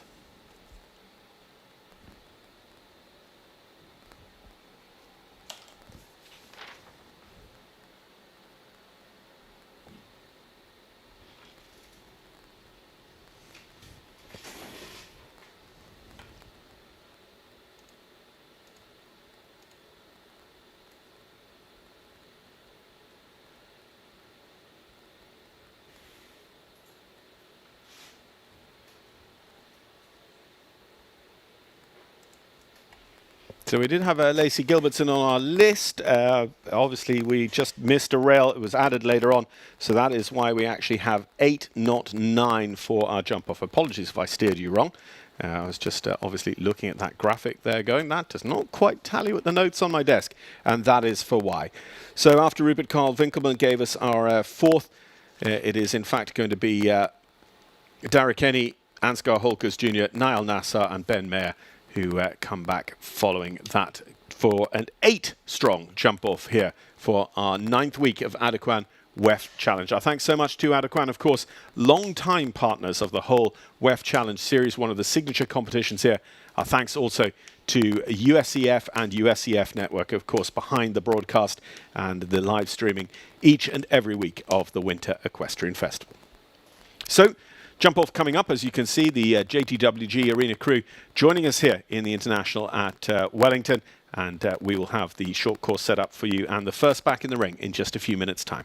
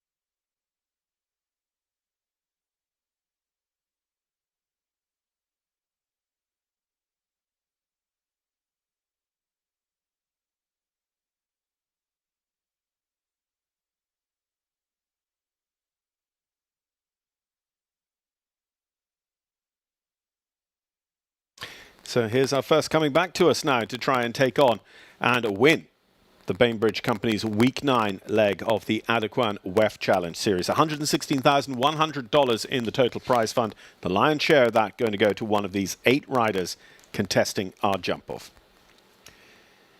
Alan Wade's track for the short course is going to start out over 1 and 2 as they were, and then cut across around behind the course designer's gazebo to the big Adequan Oxer at number 5. From there, it's going to be that same distance that we talked about so many times before, up to the Horses Heads double at 6AB. And then we've got 2 new fences, 15 and 16. We'll see them picked up here by Mimi Gotchman and Iron Maiden in just a moment. And then finishing up over that heartbreaking last fence, number 13, that came down so frequently for riders on course. So Callie Schott has elected to withdraw Garant. That is why we start with Mimi and Iron Maiden. As I say, for all of her youth, Mimi is incredibly experienced with podiums at 5-star level, medals at major championships, North American Youth Championships, Youth Equestrian Games. She won't be phased at all by having to go first in this class. And she won't make that have her back off. She is going to lay down as good a challenge as she can over the Lemure.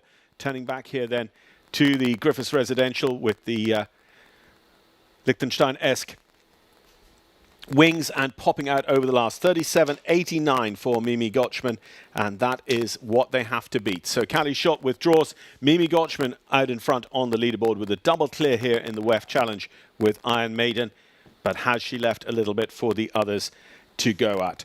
2 who we really think are going to go at it are the 2 Irish boys, Bertram Allen and Darragh Kenny. Bertram should be with us here in a moment, but let's not rule out the Germans, Rupert Winkelmann, still to come. Ansgar Holtgers Jr. for the USA, he'll fly the Stars and Stripes. Nayel Nassar, Egyptian Olympian, and then last to go, Ben Mayer and Anjou de Grisienne, already having a good series here at WEF, the Olympic gold medalist. Can he take it as last to go? So Pacino Amiro and Bertram Allen, Bertram and Buddy, Olympic partners together for Ireland.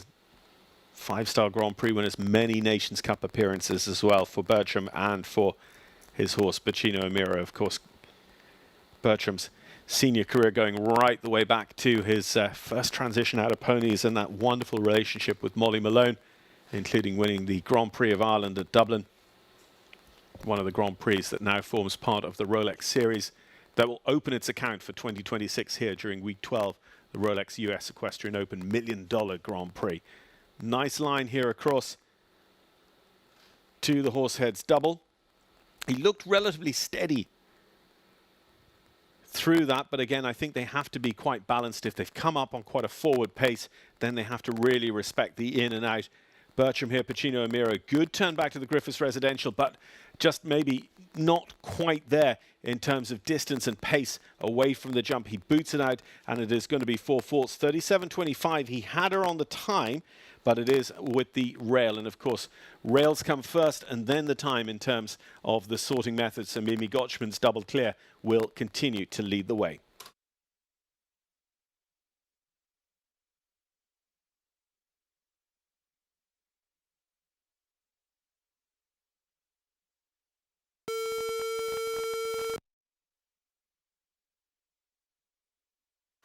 So Rupert Winkelmann now. This could be a big result for this man. The German rider in action this spring up in Central Florida at Huecacala. Rupert here with Eichendorff horses Imodo.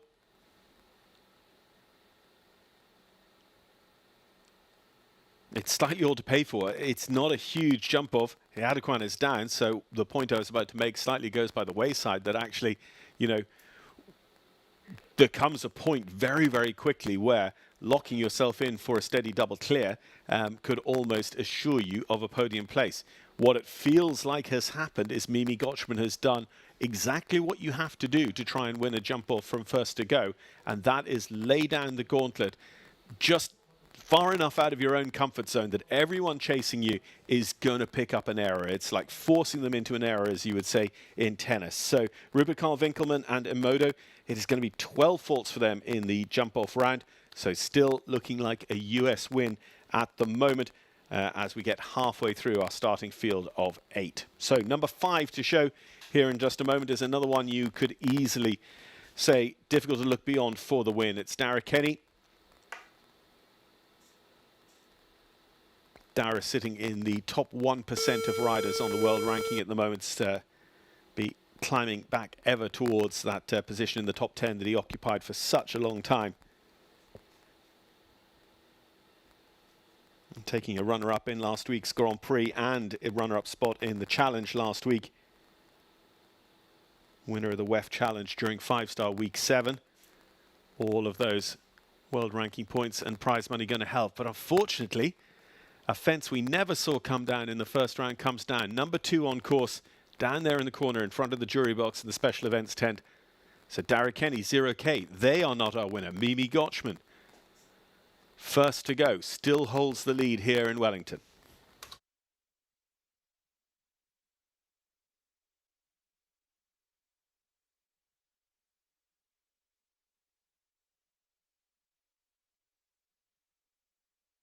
Front rail off the last as well. There's going to be 8 faults in 36.94 for Darragh Kenny and 0K. So 37.89 from Mimi Gotchman. It was beaten by Bertram Allen. It was beaten by Darragh Kenny, but both of them with full poles on the floor.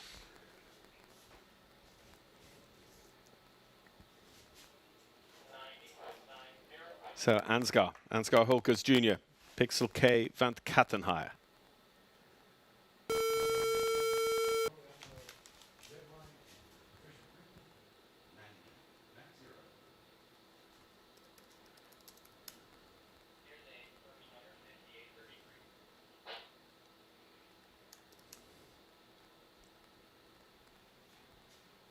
Not quite at the point where any double clear will take a step off the podium. Just the one double clear so far. Mimi and Ansgar, the first of 3 to show.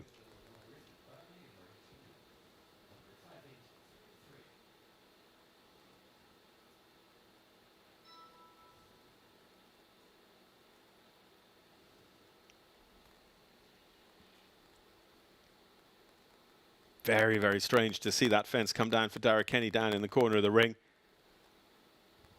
The Adequan has been on the floor as well in this jump off. It is a very, very interesting track here from Alan Wade and the team looking after the design in the International this weekend. Just going past the Dodd Technologies triple bar to find that Lemieux fence coming towards home. Double clear. The time to beat 37.89. Is he there? No, the clock turns red. 38.42. Half a second slower for Ansgar. He is only our second double clear. He goes into second at the moment. And what that means mathematically, Mimi Gotchman is guaranteed the Adequan WEF Challenge podium. The question is simply which step can she hold on for the win?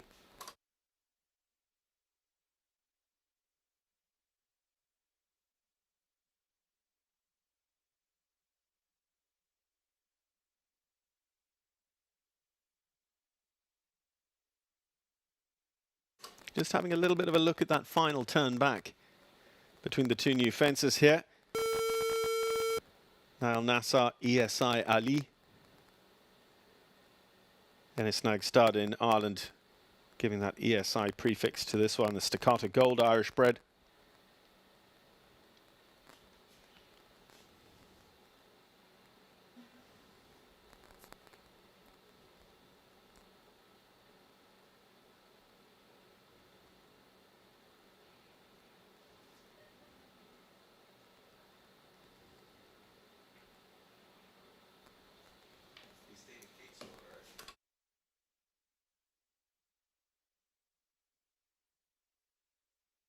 And Nayel over the Adequan mid-ring, coming up to the horse heads.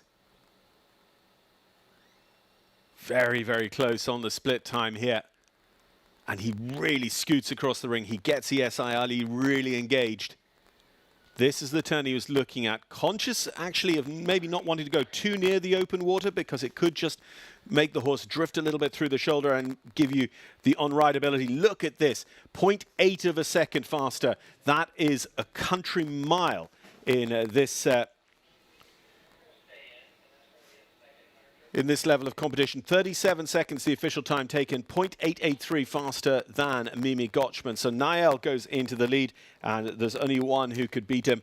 but there's one who beat the whole world back in 2021 at Baji Cohen in Tokyo when he took the individual Olympic gold medal, becoming the second of what is now 3 Olympic gold medals for this man. Twice a team medalist with Great Britain.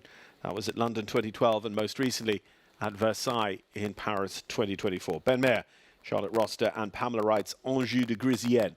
As we said 2 weeks ago here during WEF 7, this partnership, top 5 in the challenge, podium. Runner-up in the Grand Prix. As I say, they not only want history to repeat, they want history to improve 2 weeks later. It's all about horsepower. It's all about managing through the week as well. You know, if Ben has another horse here that he's thinking of the Grand Prix, he can use that little bit more fuel and energy from Anjou de Grisienne. If Anjou's going to be his Grand Prix horse, does he ride for the win today? Well, it certainly looks like he's riding for the win. Has he got there? He has. He was down a little bit on the split. Anjou de Grisienne and Ben Maher follow up the WEF 12 challenge win that they took 12 months ago. It is now a challenge win here for Anjou and Ben in WEF 9, 5-star week here at the Winter Equestrian Festival. The Adequan WEF Challenge going to Great Britain's triple Olympic gold medalist, Ben Maher, Anjou de Grisienne. Ben, the current number 3 ranked rider in the world, sitting just behind Kent Farrington, who's here with us this week, and of course his teammate Scott Brash, who currently holds the world number 1 slot. With us here from amongst our world's top 10, we've also got the likes of European champion Richie Vogel. We've got McLain Ward and we've got Nina Malave amongst others from inside that world's top 10. But looking down our list here, Ben Maher taking the win ahead of Nayel Nassar. Mimi Gotchman first to go, posts the double clear that keeps her on the podium. And in fact, we ended up with 4 double clears. Ansgar not quite fast enough to take a podium step, and Bertram Allen and Darragh Kenny paying the price, unfortunately, for rails in the jump-off track, with what had been very fast rounds. In the final analysis, though, Ben Maher and Anjou were faster than anyone, clear or not. But of course, you never quite know how fast Bertram and Darragh might have gone if they were still on a 0 score heading to the last on course. A super edition of the Adequan WEF Challenge. Our thanks so much to Adequan, as I say, long-time sponsors of this signature class running throughout the season. Our thanks so much to everyone there. And, of course, also thanks to USEF and USEF Network for powering our live streams. We'll hand it out to the team in the bowl, Stephen Wild and Jason Porter on the arena call here this week for the WEF Challenge. And we'll talk you through the awards of our Adequan class and a win for $116,100, the lion's share of which going to Ben Maher and Anjou de Grisienne. As I say, 2-star and 5-star action for you tomorrow. And, of course, on Saturday, we've got our 2-star Grand Prix in the afternoon, 5-star Grand Prix at night. First horse currently planned for 7:15. We hope you'll come back and join us for more action from Bainbridge Company's Week 9 here at the Winter Equestrian Festival.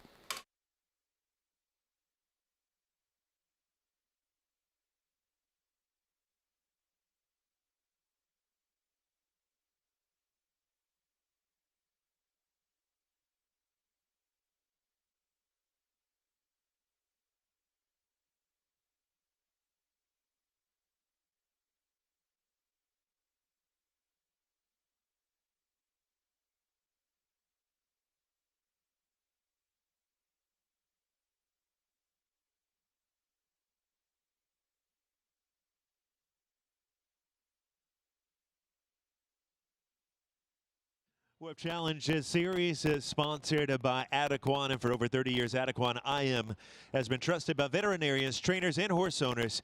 Ask your vet if Adequan is right for your horse. Visit Adequan.com to learn more. Adequan is start with it, stay with it. Valerie Arcuri, Key Accounts Manager, Southeast for Adequan, here to present to our top 3 in the Adequan Challenge Cup for WEF 9. Our top 3 riders are returning. Mimi Gotchman in 3rd with Iron Maiden. Egypt's Nayel Nassar in 2nd with ESI Ali. And Great Britain's Ben Maher, your winner with Anjou de Grisienne.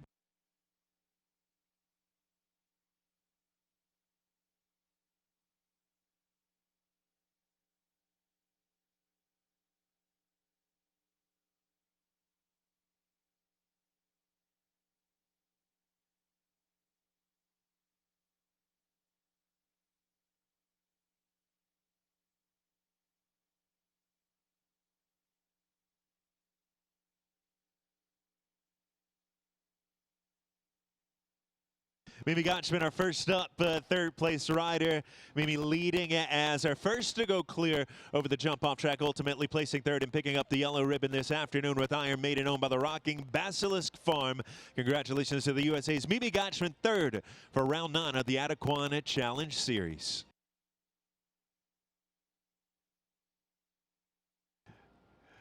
Next up, we'll honor Egypt's Nayel Nassar with ESI Ali, owned by the Evergate Stables, the Egyptian rider, and the 11-year-old Irish-bred gelding by Staccato Gold, picking up the red rosette.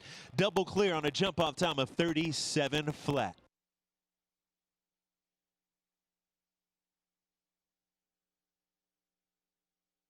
And our final to come forward for photos, Great Britain's Ben Mayer, the world's #3 ranked rider with Anjou de Grisienne, owned by Charlotte Rossiter, and Pamela Wright on a winning time of 36:39 to earn the blue ribbon in round 9 of the Adequan Challenge Series for WEF 2026. Ladies and gentlemen, at this time we ask that you please rise if you are able and remove cover for God Save the King in honor of our Adequan Challenge Cup winner, Great Britain's Ben Mayer.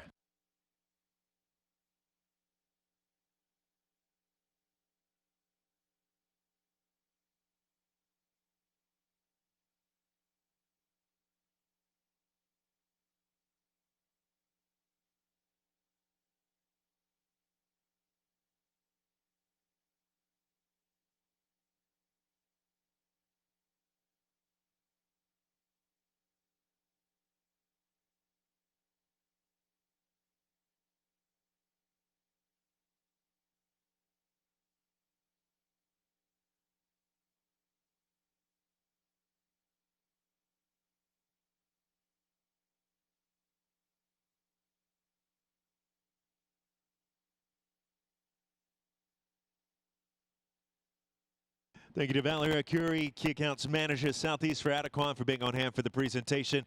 Congratulations again to our top 3. Third for Mimi Gotchman with Iron Maiden. Second for Egypt's Nayel Nassar with ESI Ali. Top call goes to Great Britain's Ben Mayer, leading the lap of honor with Charlotte Rossiter's and Pamela Wright's Anjou de Grisienne.